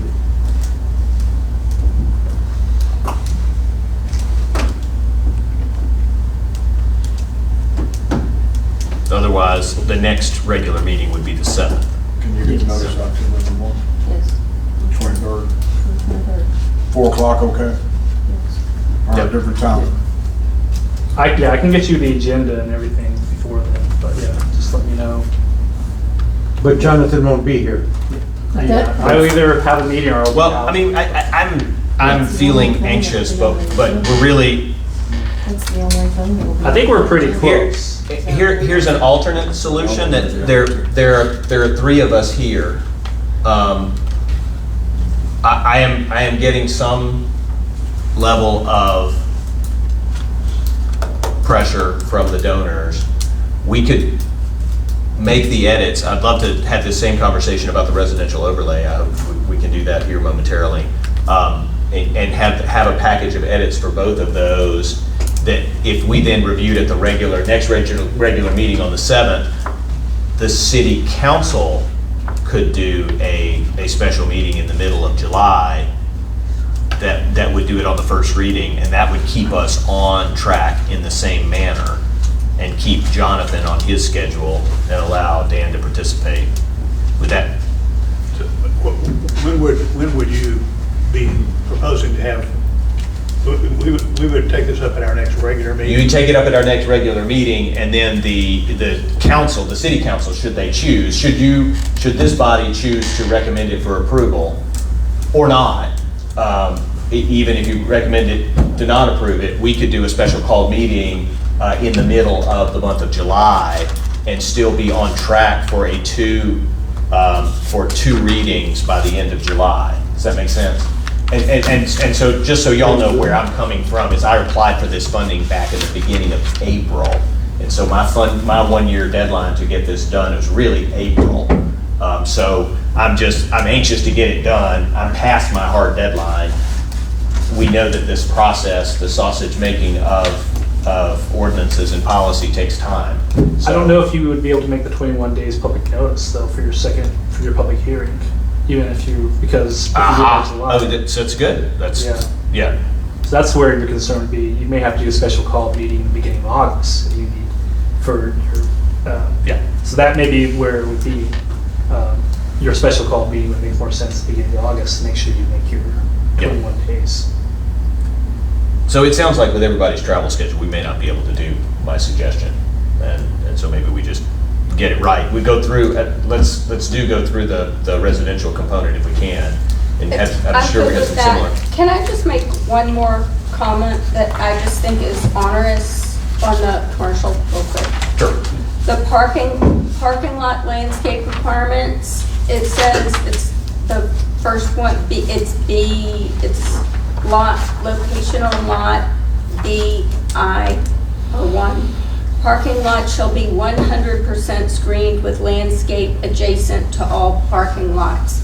I think that is heavy duty on whoever's doing that. Parking lots should be with landscape adjacent to all public streets. Yeah, that's a lot. 70, 50%. I mean, I'm all for it, don't get me wrong, but that is, Yeah, I think that's a lot. 70% sounds like it's well vegetated, but that makes it less onerous. Does that help? Yes, Jonathan, do we need to table this ordinance? Yeah, let's table it to next month, and I can make changes and send out. I'll try to get those edits to you by the end of the sorry, I week. forgot about that, I just thought 100% was a lot. So wait a minute, is there a special called meeting or the next regular meeting? I think we're gonna do the regular, because again, with so many people gone end of June and July, and then also, so we're gonna have a regular meeting for the planning commission. I think you guys will have your regular July board meeting, all meeting, and then if you wanna get time crunch, you do a special call. Yeah. And in the meantime, I'll get with the donors and sort of see how much of my pressure is me and how much Well, is. I have a few comments. I don't want it to run cold and it's fresh in everyone's mind. So to me, the sooner the better. Need to bring up, yeah. Mike. Yeah. So do we need to do anything? So, yeah, you can table the specific standards agenda item.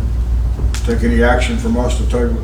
Yes, you do have to make a motion to table I that. move we table the further consideration of the ordinance on the business changes in C1. We have a motion to table. Is there a second? Second. We have a second. All those for? I All opposed? Motion carries. Okay, residential overlay amendment is up next to discuss. I've got a few things. If I look at your first page under district boundaries and then permitted uses, I see that double wide mobile homes are allowed, right? Double wides are allowed under Okay. state law. All Yeah, right, we flip over about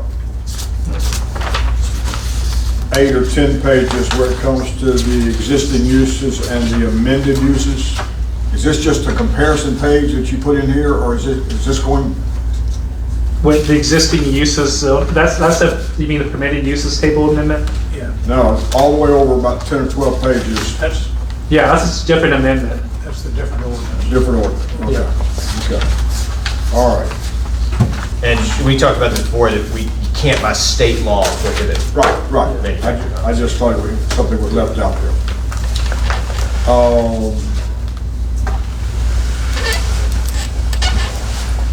On that same first page, under dimensions, under minimum lot size, 2,500 feet, Square feet, yeah.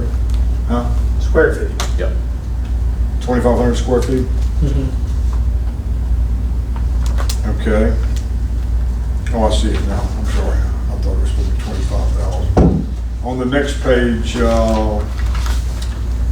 primary building, maximum width is 40 foot, maximum depth is 70, so I guess we're just building shotgun houses. It gives you the opportunity to build a shotgun house, but it's not requiring that. Well, I mean, you're not giving them opportunity to be any wider than 40 feet. Yeah, again, the idea is we have specific ordinance related to frontage. And so if we're trying to build density, we're trying to have new developments, be thinking about providing sufficient frontage to do a higher density of development within an area that has sewer capacity. But So yeah, I just a think question on math. You can't go 70 deep on a 50 lot. I don't understand that. If the lot's 50 by 50, you can't do a 40 by 70. Right, the lot would have to support the building. Oh, Yeah.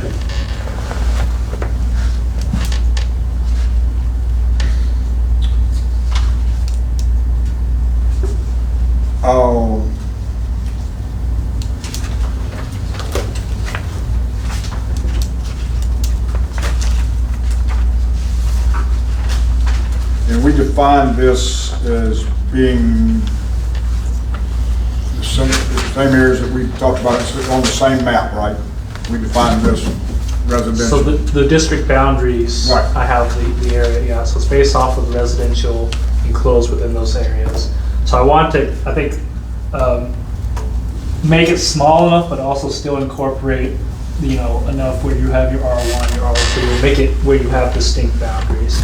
Because otherwise, it kind of gets difficult if you're saying, well, everything south of, Main Street and everything north of, it gives a more defined border, I thought, while also not, it's not targeting any one residential zoning district because it has R1, R2, and R3 within those boundaries. Yeah, like we talked about a little bit, it's targeting areas where we have sewer capacity. Right. And I thought that the description was fine, but can we put a map in here?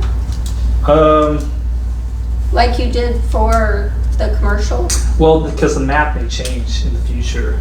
Because the map, it's going to, the reason why you say that is because, let's say somebody wants to, C2, or you put your C, for whatever reason you want to extend C1 further back, then the map's going to change. You can't really tell what parcels are going to be.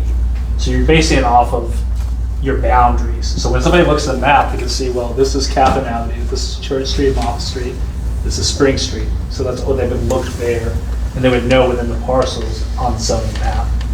Because your zoning map may change, your parcels may change. That's why I'm hesitant to ever put a map in, because parcels are going to change in the future.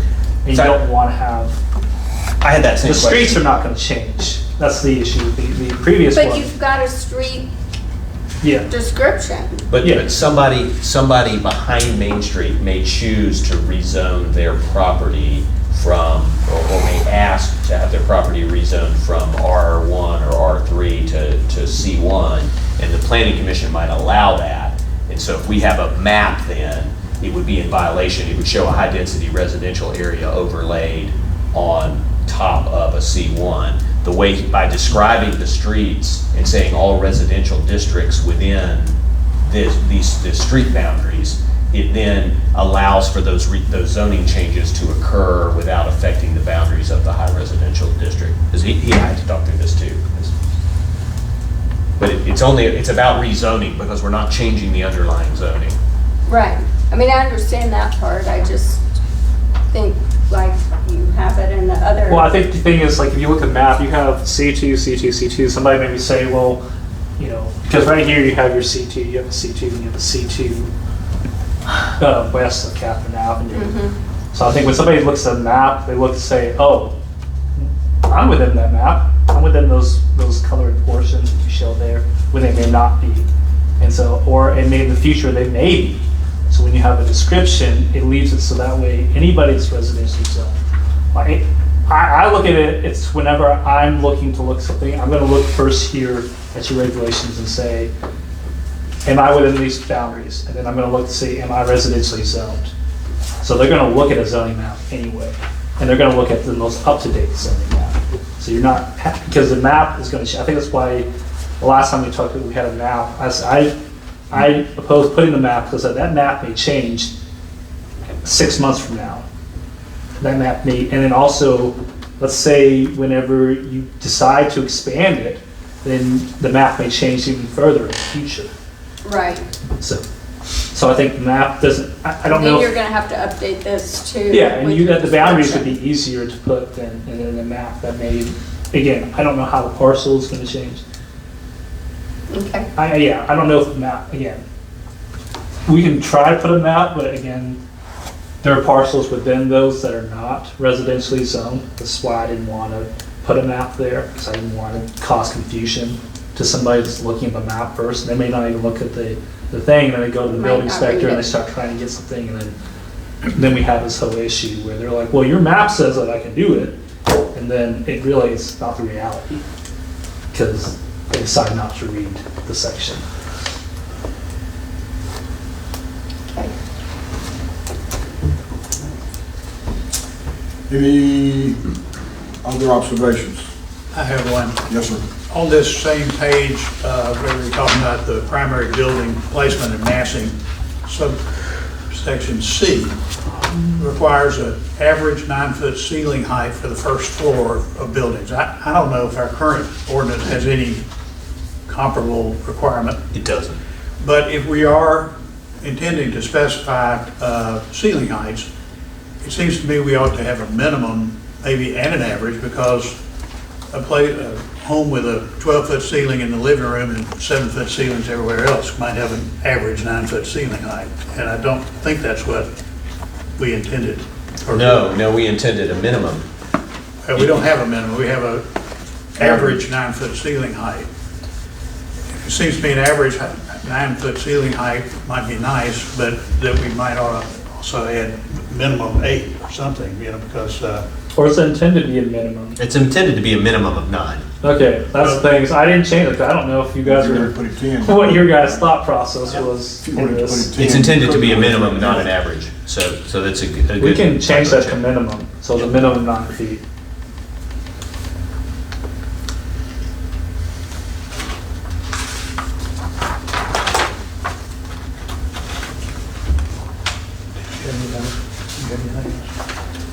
I don't. Katie, do you have anything? I just have, I think we talked about this before, and I just don't remember the answer about group quarters and dormitories under permitted uses. What is that? I know what a dormitory is, but. The idea is that it would allow for a hostel. So, my son just moved into a hostel in Charleston yesterday, so I know a little bit about them because I'm used to hostels that are, when I go to big cities, they're inexpensive places for young people to stay. There are other hostel models out there, and that are not hotels because they have shared kitchen facilities. And so the one that my son just moved into yesterday, $1,500 a month, which is outrageous. But it is intended to hit that net in Charleston, yeah. And again, should we be so lucky that, we have development to support such a facility, it'd be great, but that's the intention behind it.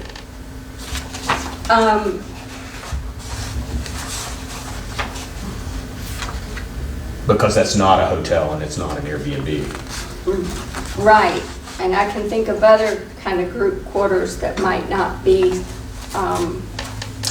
Yeah, and we did talk about this last time, that the use table hopefully can mitigate those concerns. So the third part of tonight is to talk about the use table, and that would be dealt with within the use table, I think appropriately. okay. Well, the use table says the same thing as proposed, that group quarters and dormitories are permitted in C1. So the C1 and the residential overlay are two different things. The residential overlay does not affect any commercially zoned property. Oh, yeah, sorry, I just misspoke, yeah, you're right. Yeah, So if we want to change that language but I think. to make it more group explicitly and- talk about, Yeah, I don't know, but Jonathan, you may, are there other, hostels are what we talked about within the committee, are there other types of facilities that would? open up. Well, why don't we just put the word hostels? Yeah, I mean, that may be the simplest solution. Because hostels have a very defined term in which you're allowed to be able to do. We would need to define them Yeah, within you need that the master ordinance. Yeah.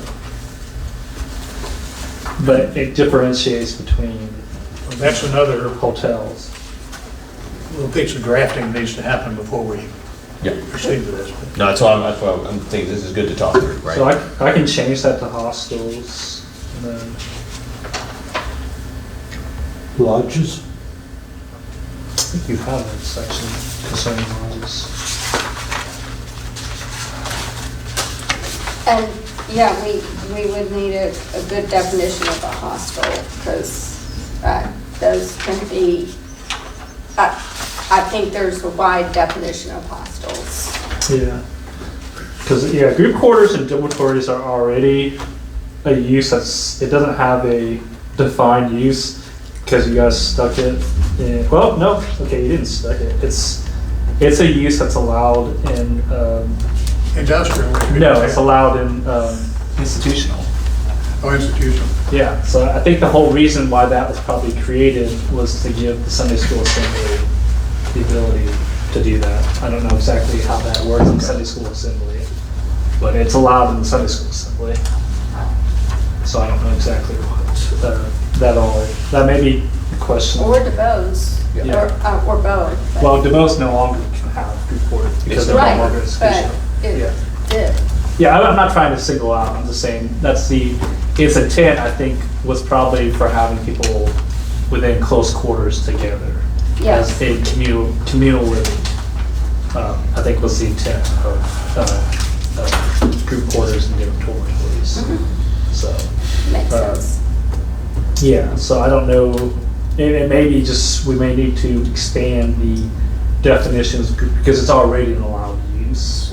And expand what that definition is, or, give an actual definition for that. I don't know exactly how that, again, I don't know exactly how it works in the Sunday school assembly, so I don't want to put restrictions that Yeah, put the Sunday school assembly. I don't think they have any hostels. could you? They don't have a hostel, but the Nashville home where the youth staff lives during the summer. Yeah. So maybe something temporary living for. Well, I would be curious to hear about a specific concern, and we can see whether or not it's addressed in other parts of the zoning ordinance already. So what would be a specific concern under that definition that we would want to make sure that we did not allow?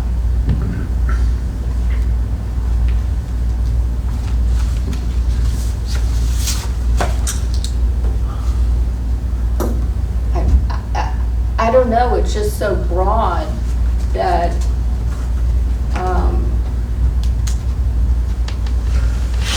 Is there a provision for lodges or inns, or you go to Colonial Williamsburg, they have the Weatherbourne Tavern, and the tavern is downstairs and there are rooms for rent upstairs? I mean, how far do you go with that definition? Yeah, I think when you define them, so defining the hotels and inns have very rigid definitions. Right.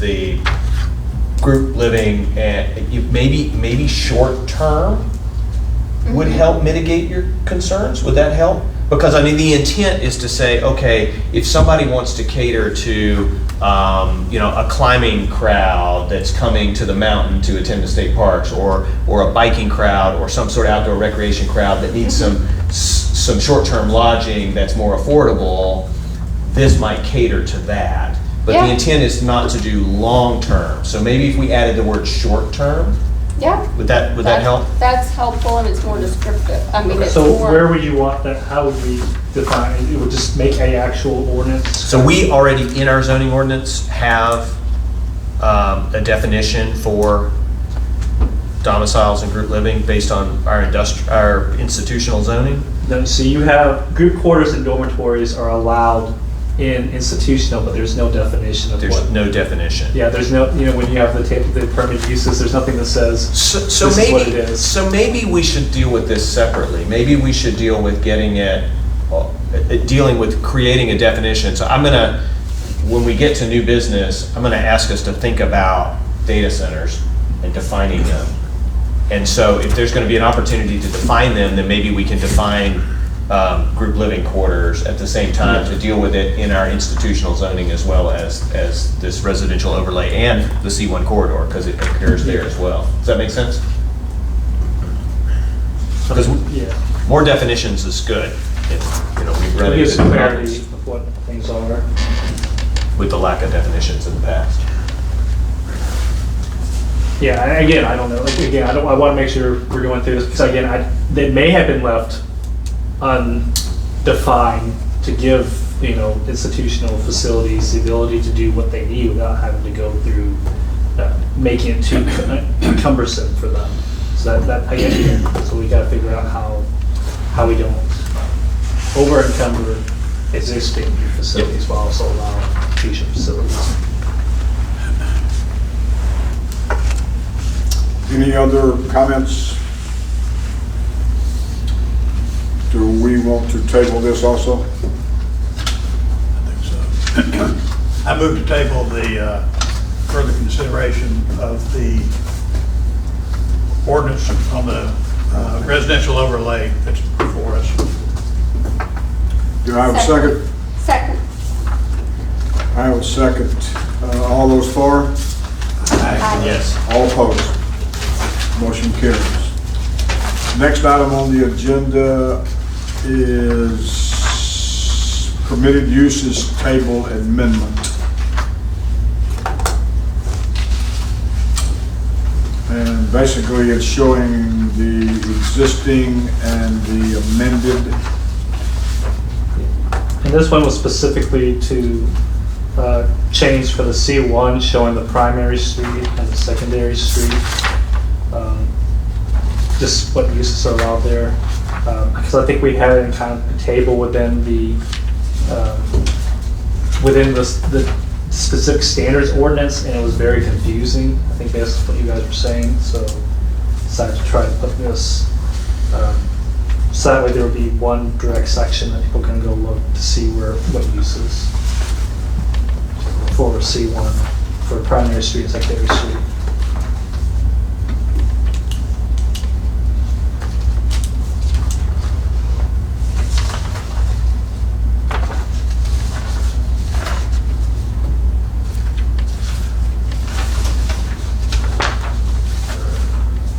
And I think in this section, or what the intent was to limit really most residential on your primary streets and leave any potential for residential on your secondary streets.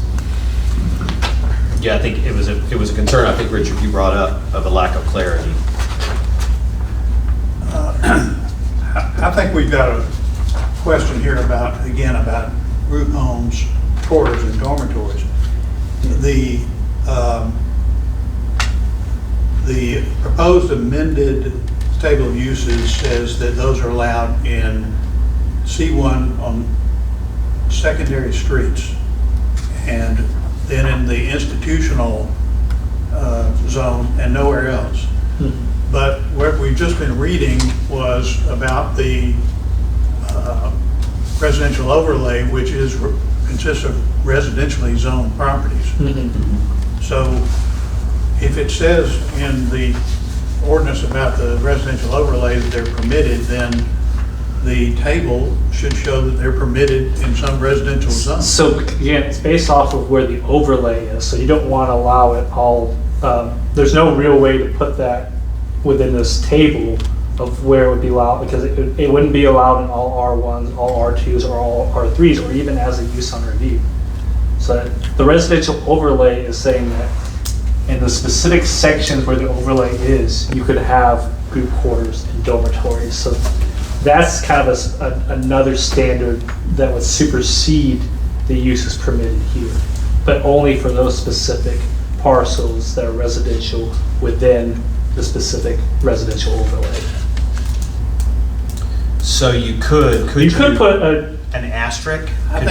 or perhaps when we put the additional requirements, we could put saying, please refer to the residential overlay for standards for group quarters. So you have the additional requirements. I think we should have cross-reference. Yeah, so you could have that, because I think we're already trying to figure out definition for group quarters. So that would be the additional requirements. So we could put definition and then say, please refer to residential overlay for other permitted use, or for where it is permitted in residential zone areas, whatever. Because I think the idea is all three of these ordinances should be together, because they all build on each other. So they should all be put together.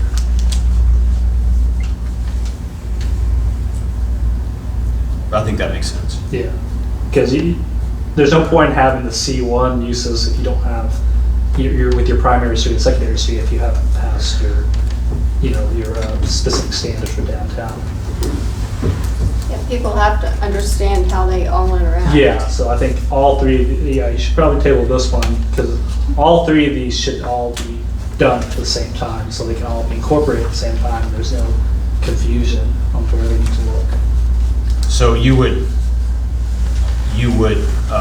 make a note within the amended table under residential uses to reference the residential overlay? Is that what we're saying, how we're going to do it? We could do that, or I could put it, if we're going to create a section of how we're defining what group quarters and dormitories, it could be within that section too. if somebody has to click on that section, they'll look to see what the additional requirements are. So, yeah, I mean, I guess I wonder, to your point about not over defining things, I'm looking here and seeing some things that I wouldn't want in the downtown corridor that might be construed as group living, except that they're defined better, like correctional facilities. Yes. So they're as a civic and institutional use, and they're only allowed in C3. So that concern has been dealt with elsewhere within the ordinance. And that's why I was wondering if there are other types of group living, so assisted living facilities the same way, they're allowed only within the C3. I think Does that C2 allow us? But C2, sorry. sometimes, Nate, there's things that you don't know till they're in front of you. Sure. And so just because I can't think of that thing right now, that doesn't mean it's not a group home or it's not a whatever. Sure. I mean, And- I think the danger is that if we overprescribe, the more we overprescribe, the less flexible we allow people in the marketplace to be. So, And I do understand that, but Yeah. if we're trying to protect our downtown walkable district,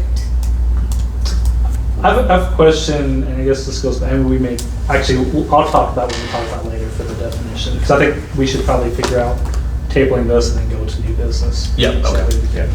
we can talk more about the group homes. I move that we table the further consideration of the proposed ordinance on the table of permitted uses. a second.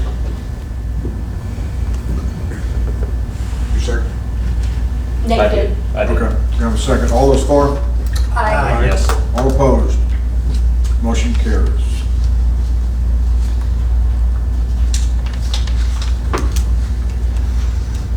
Okay. Next, we have any properly presented old business? No? None? We've gone, I need a motion on the new, I think we already said that we could listen to this, who's going to impact on business. Did we not? We haven't talked about the bylaws amendment. Okay. You're in. I move we adopt the amendment to the bylaws that would eliminate the requirement for voting before we can consider old and new business meetings of the commission. a second. we have a motion and a second. All those for? I, All opposed? Motion carries. Thank you, Alex. Okay, next on the agenda is the site plan submittal and fee schedule zoning amendment. Yes, so this is what I discussed about last month. And the idea is to have a clear submittal process for a developer of what they need to do. So right now, they said they have to submit, 3 copies for site plan to City Hall, which really is not how we do any of our reviews. We do it all electronically, so I'm changing that to where for the review process, the applicant shall submit an electric copy of the proposed site plan to Mont Eagle Town staff no later than 30 calendar days prior to the next regularly scheduled planning commission meeting. Staff shall distribute the electronic copy for review to the enforcement officer, town planner, town engineer, and other reviewing officials. Once all reviewing parties have made their comments, town staff will send back the review to the applicant for revisions. And I also noted that prior to the engineering review for the site plan, and it's copied word for word for what your municipal code says in terms of the fee schedule. And the reason I said is, there's a lot of times where I'm delayed on my review, or, and I gotta wait for the town engineer, and then you got a developer says, well, when can I get my review back? Or when, and, I'm not the one that handles the money portion in terms of how they get the fee. So I think this makes it so upfront they know this is the process. You have to submit it to town staff, an electronic copy, so it can be easily sent to everybody that needs to review it. And they also have to pay a fee. So, and it puts it where the town, they can keep that review until the fee has been paid. So they don't have to, yes, sir. Why shouldn't we require both hard copies and electronic copies to be submitted? So we're only, I changed it where for the review, they only have to submit electronic. They do have to bring a hard copy because that's what's signed and that's to the But meeting. we've had some errors made by people trying to interpret site plans on telephones. And, you know, that's difficult to do.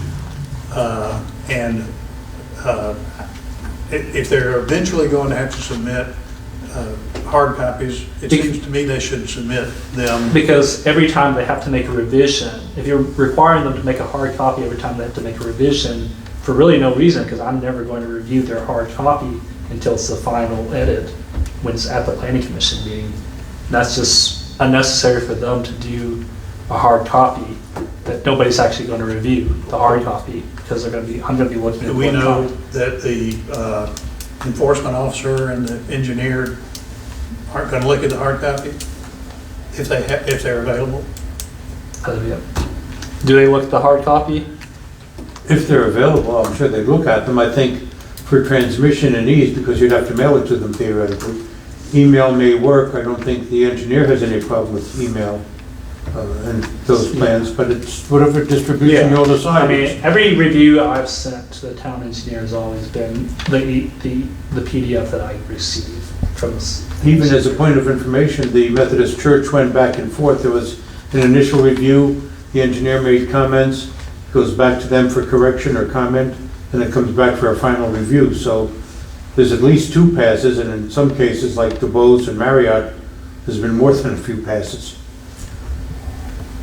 I think, is your concern that you be able to have a paper copy to review prior to any sort of voting? No, my concern is that those who review these documents and make comments on them, if they want to, have access to a full-size thing and they're not wandering around looking at a tiny image on a telephone. I don't know how I've always looked on mine.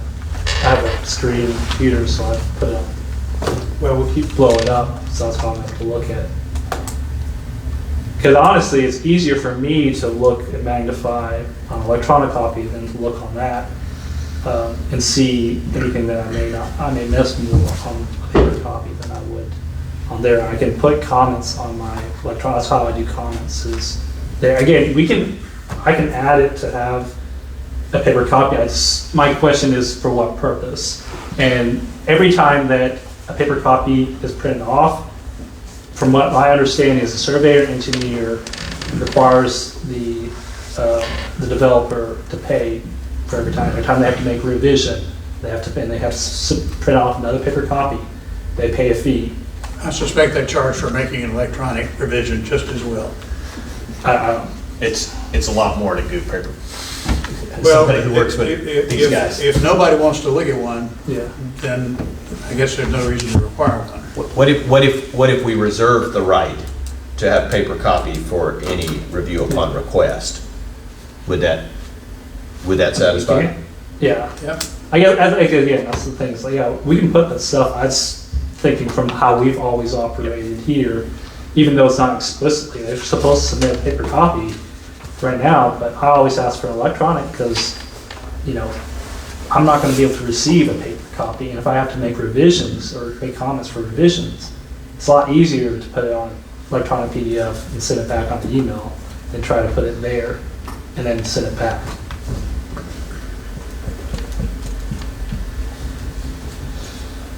So do you feel like this closes the gaps and makes it more accountable? Yeah, the idea is that it's making it where there's a clear chain of custody. The town always should be the first one to receive the copy. The town gives it to the reviewing officials. It's sent back to the town, and the town sends it back to the applicant. And in that moment, you know, that thing is, a fee has to be discussed because that's what's already there. So there's nothing where I'm saying, well, I gotta hold off and, you know, contact the town to get a fee, because I know there's a fee. And to be able to get the review back for anything, they have to pay the fee to the town for the engineering. I think the whole idea of the engineering review is because the town contracts the town engineer, and every time that he does a review, he bills the town. So the town's wanting to recoup fees for all that. And this creates a process for billing and This makes it easier, so that way, you know, it's not left to one individual. It's, the town becomes the one that has to send it back. So, you know, I think it helps in terms of transparency and accountability to allow, so that developer knows, hey, I know how I'm supposed to do, yeah. Who gets the plans first? Because I've always been telling them to contact you. That would stop. That would stop, so I would tell them to send to you and Debbie. And what am I gonna do with them? So we would need Send them to, to you. Send them, yeah, Yeah. but that way, so they know that the process, so I can refer to say, hey, please refer to this portion of the zoning ordinance for review process. So we can set up. You don't just send them to him, you send them to the enforcement officer, the town engineer, and other reviewing officials. Yeah, that are relevant, yeah. But if they come to me, I can send it to the town engineer. And that's what this wants you to. Yeah, That's what this makes it so that I am not the one having to Exactly. jumpstart the process, because then when you're talking about review fees, I don't have any authority to tell somebody that they have to pay a review fee.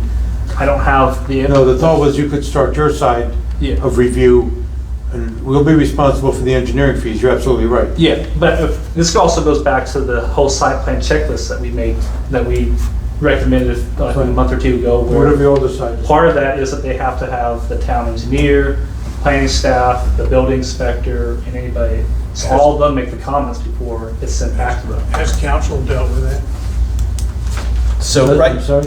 Has the council dealt with our proposed checklist amendment? I yes. think so, yes. Has that been approved? Yes. Yeah. Okay, then I'll need a copy of that, sent back to the ordinance. Yeah, and we've created this fee structure, but as it is now, it's a little unclear when people submit to Jonathan first, and Jonathan distributes to the different review parties. There's a disconnect between where the fees get collected. And there's been some question on the part of the council. I don't know whether there's actually been an omission, but there've been some questions on the council about whether we reviewed things, we paid our engineer to review things, and did we actually get reimbursed for those costs? That was the point of the ordinance. We do get reimbursed.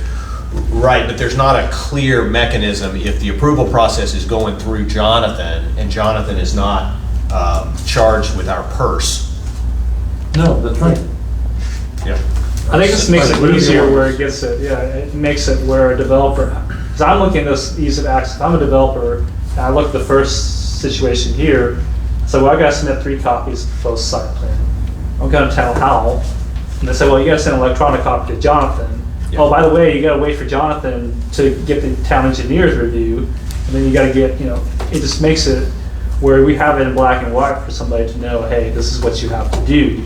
And this makes it ease the process where we're not trying to, you know, we're not trying to make anything over encumbersome for a developer, because I think that's one of the things that we've had, the issues with Complaints. site plan is like, Yeah. they don't know what they're supposed to do, and we don't know how, so again, when the final review is sent to them, the planning commission and the developer knows, this is what the final review of everybody that's involved.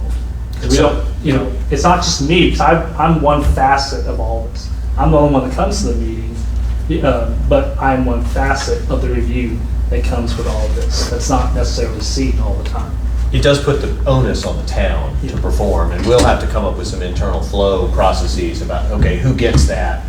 I would suggest, you know, on the website, we set up a submittal portal, and they can just dump them, they can just upload their files there, and then somebody in City Hall is gonna have to get the note, oh, files have been uploaded. And then that person then begins the process of figuring out what the administrative fee is gonna be, sending them out to the parties for review. But that person then also is in charge of saying, okay, Jonathan, you cannot approve this until in part of that process and flow chart is to say, Jonathan, you cannot add this to the agenda until I've received payment for It makes it, for yeah, it review. makes it easier, so that way, because my review just gets sent to you guys. Until I get the final, you know, review with everybody's comments, I can't add it to the agenda.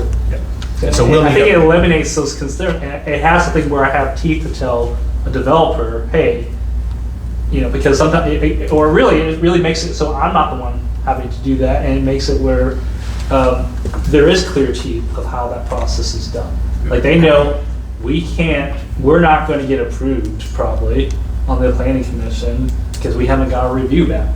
And or our last review, there's a ton of stuff we have to change, and it's 2 days before the meeting or whatever. So this we discussed all this at the last meeting, and this is responsive to your suggestion. Yeah, I think the I idea think is. we all understand why Yeah. we're doing it this way. Yeah. Any other conversation?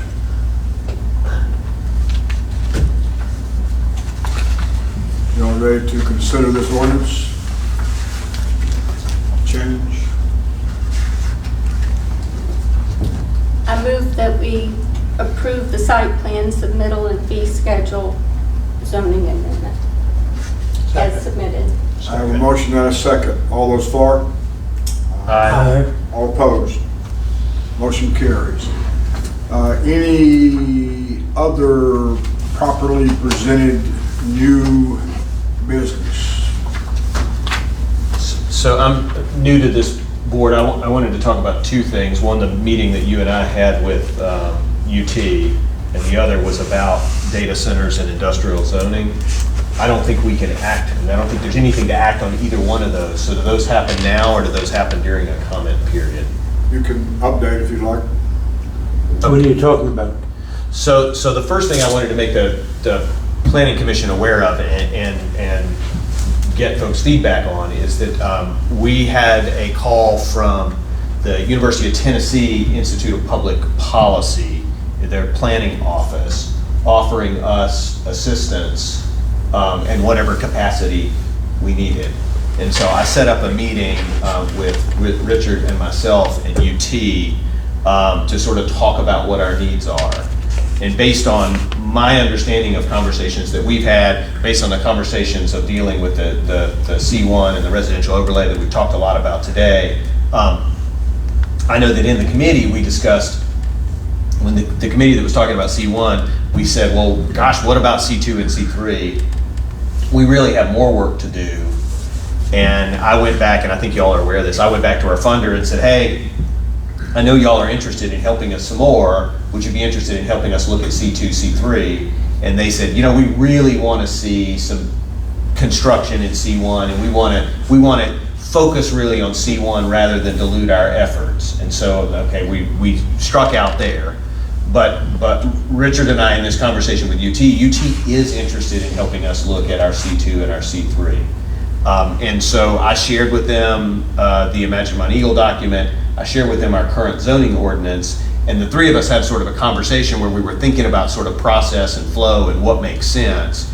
And it seemed like in that conversation, what made the most sense is for us as a planning commission to look at our current C3 ordinance, decide whether it's what we want, decide whether we want to make it different, get it like we like it, and see if we can come up with a better C3 ordinance that we like. Because when you look at the Imagine Mount Eagle document, it made a whole lot of very different recommendations for C2 that I think make a lot of sense, and in people I've talked to, they seemed like they were very interested in it, but currently our differentiation, currently the interstate exit at 134, the one over near the flea market, is all zone C2.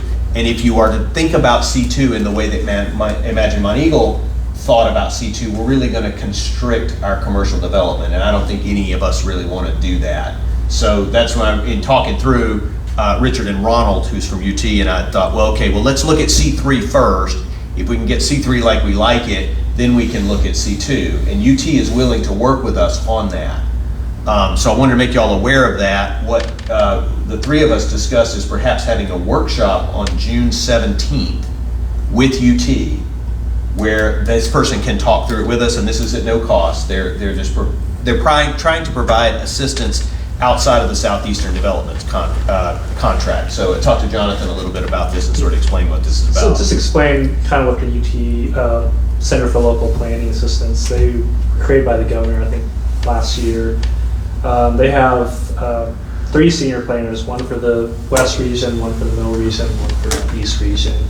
And they're more focused on kind of the broad topics of zoning and planning. So like they're not like us, they're not coming to meetings, they're not doing that, but they're more focused on, working with comp plans, working with kind of overall broad zoning things that you guys, ideas that you things like that. And I think there's also kind of focus on helping rural communities, especially the ones that want to protect agriculture and farmland, stuff like that. So we had a conversation with them, I think like a month ago. It's kind of seeing how a symbiotic relationship, because obviously we're on the ground working with a lot of our communities.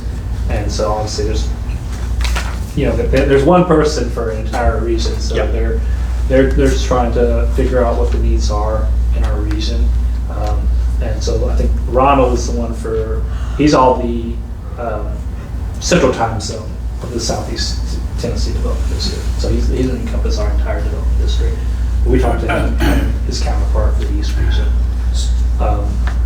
I think he had reached out to me in terms of that. I don't know if I'll necessarily be able to make that workshop because I do have a conflicting meeting that day. But I think trying to figure out in terms of the ordinance, because obviously I think we've seen what's kind of the issues here with this one, that some of these, perhaps it would be better for me to be more involved with the zoning amendments, so that way getting ideas of what you guys want and maybe me draft. So maybe utilizing him as kind of a sounding board like Kronberg was, but perhaps I use what you guys have and put that into an actual ordinance. So maybe him as more of a workshop type person. If we can do that within our current contract with Southeast Development, that's what my conversations with Chad before we hired, Chad being Jonathan's supervisor, before we started this process, we have our contract has specific uses for Jonathan, and it allows for some additional planning, but it has some limits to it, So I think the idea is obviously like we can't come to like multiple workshops and do that. That's because I have so many other communities, and all of us have a ton of communities. I think we work with 27 communities total for planning. But this would allow them to be able to do what Kronberg is doing, and perhaps split the two, where he can get those multiple hour workshops that you guys can figure out what your ideas are, instead of using our time as the planning commission to do those planning, like those ideas. We can get that, and I can use that to put into zoning ordinance that I think, since I work with you guys on a more regular basis, that I think would be perhaps better for what you guys are looking for. I think this is probably going to be a process that's going to be many months. And again, I don't know how, because he's got multiple, he's got an entire region, so, he's only going to, He's acted, what he said he would do, when Richard and I met with him, is if we would give him Imagine Montego, which I've done, give him our current zoning ordinance, which I've done, and give him our C1 proposed changes and proposed overlays, which he liked the concept of, Richard and I sort of talked through it, then he would then take that and try to craft a C3 that for us to then think about. But it's one of these things where I don't think he's going to just give us something in a workshop and it's going to be ready. It's going to be like this. He wants to come ride and look. Yeah. He's never really spent any time here, but gotten out to the exit, so he keeps talking about our square, our downtown and stuff, so I thought it would take a longer ride. So we'll confirm with him, if you will, and then a time, and then I'll get y'all a notice out to it. Yeah, and then I won't be here. I'll be at scout camp with my scout troop. Right. But I think you guys can have this conversation. He's interested in hearing you guys' needs and desires, so I'll get him the documents and confirm the meeting. So the other thing was this question of data centers, which the county is wrestling with because the county doesn't have zoning. And because Montego has zoning, we're sort of in a better position to think about how we might or might not want them. But they didn't exist when we put our planning, our zoning ordinance together, right? So we're silent on it.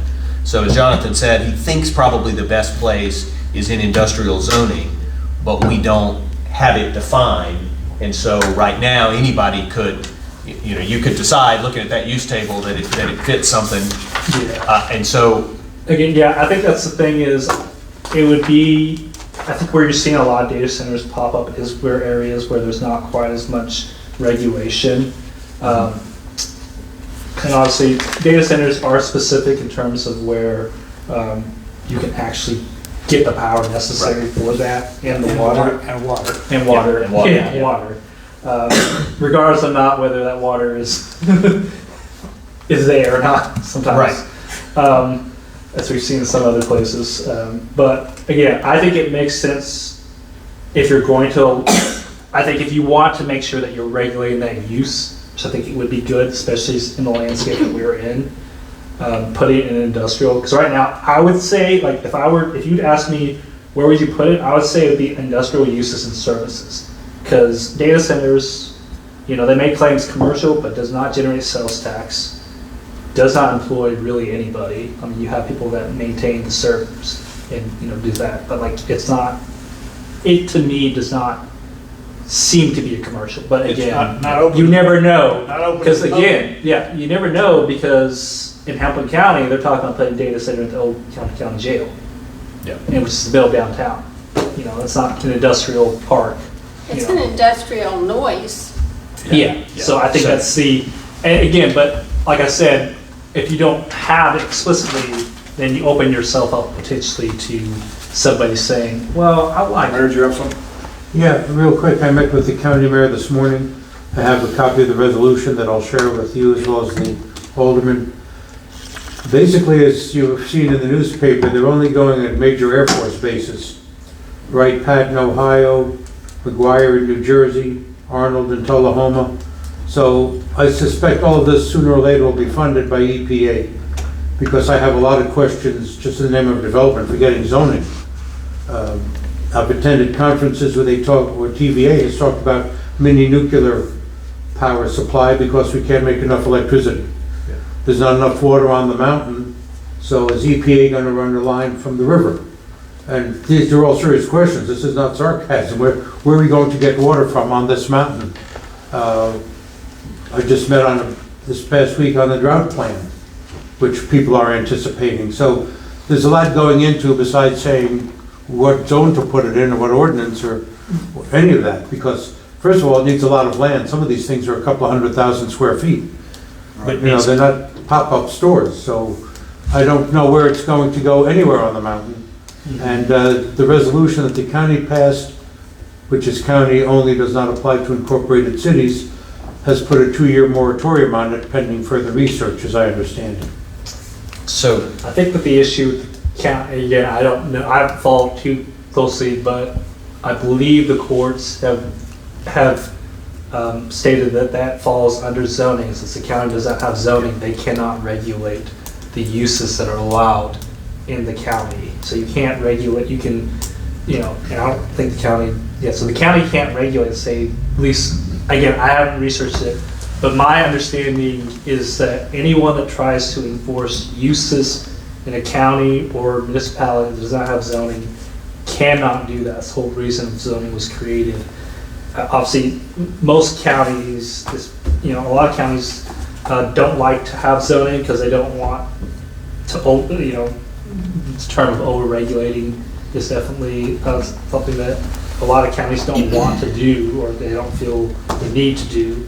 But obviously, when you start having these issues that pop up where zoning would prevent something or would put it in an area where it's away from residential or away. So right now in the county, that doesn't have zoning, you can put a chicken plant right next to an apartment complex. You can put, any uses, so I would like to ask, for the commission to ask Jonathan to find a good definition from somewhere in a zoning ordinance of a data center, and for us speedily to regulate data centers in this town.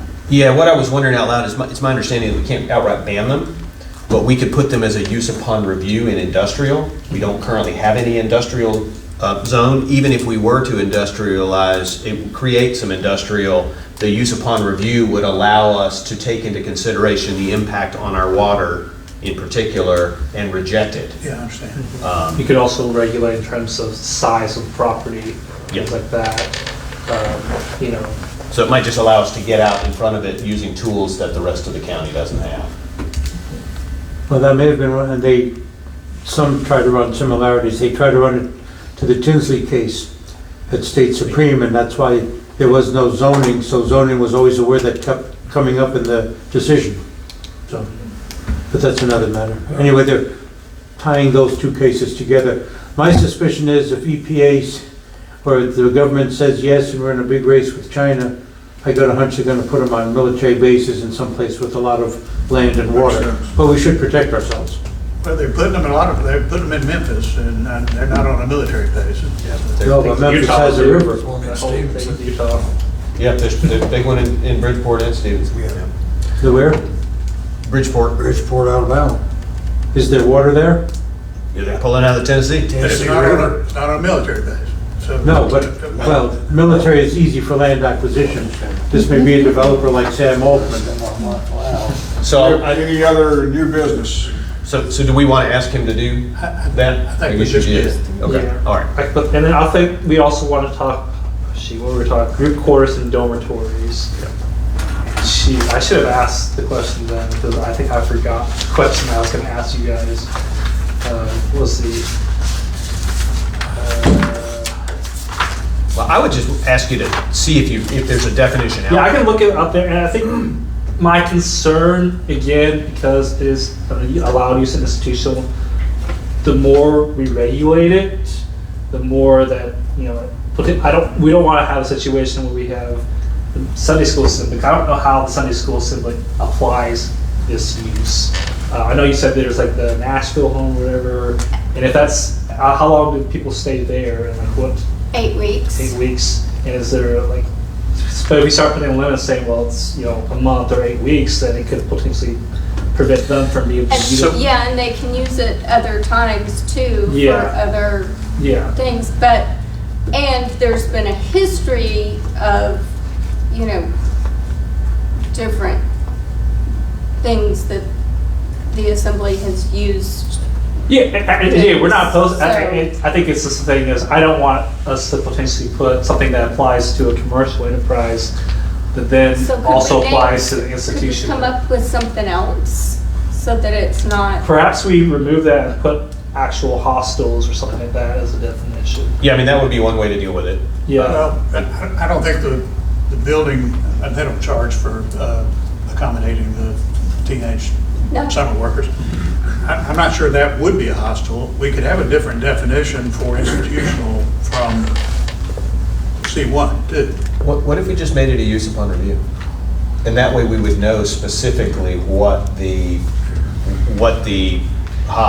group I'll say domicile- this, the uses on review are only as strong as the regulations you put for the use on review. So we have added use upon review. Yeah. We have added specific criteria in the use upon review within our zoning ordinance. Yeah, which it talks about, the impact on, things, but I don't know if this, if, let's say somebody, yeah, I mean, you could, again, like you talked about correctional facilities, stuff like that. Well, we I already think of talked like about halfway those. houses. I don't know if halfway house would fall under a correctional facility, because it's not intended, you're outside of the correctional facility, like you're not. The whole point of it is to reacclimate you to society, Yeah. which has, I think, its place. I don't know, again, but every community has the ability to regulate how they want. And again, like they say, in reality, zoning cannot be used to straight up prohibit things. You can put things in areas, you can make it tight enough where, like adult entertainment, make it so tight that really you can't have it, but you can't outright ban anything.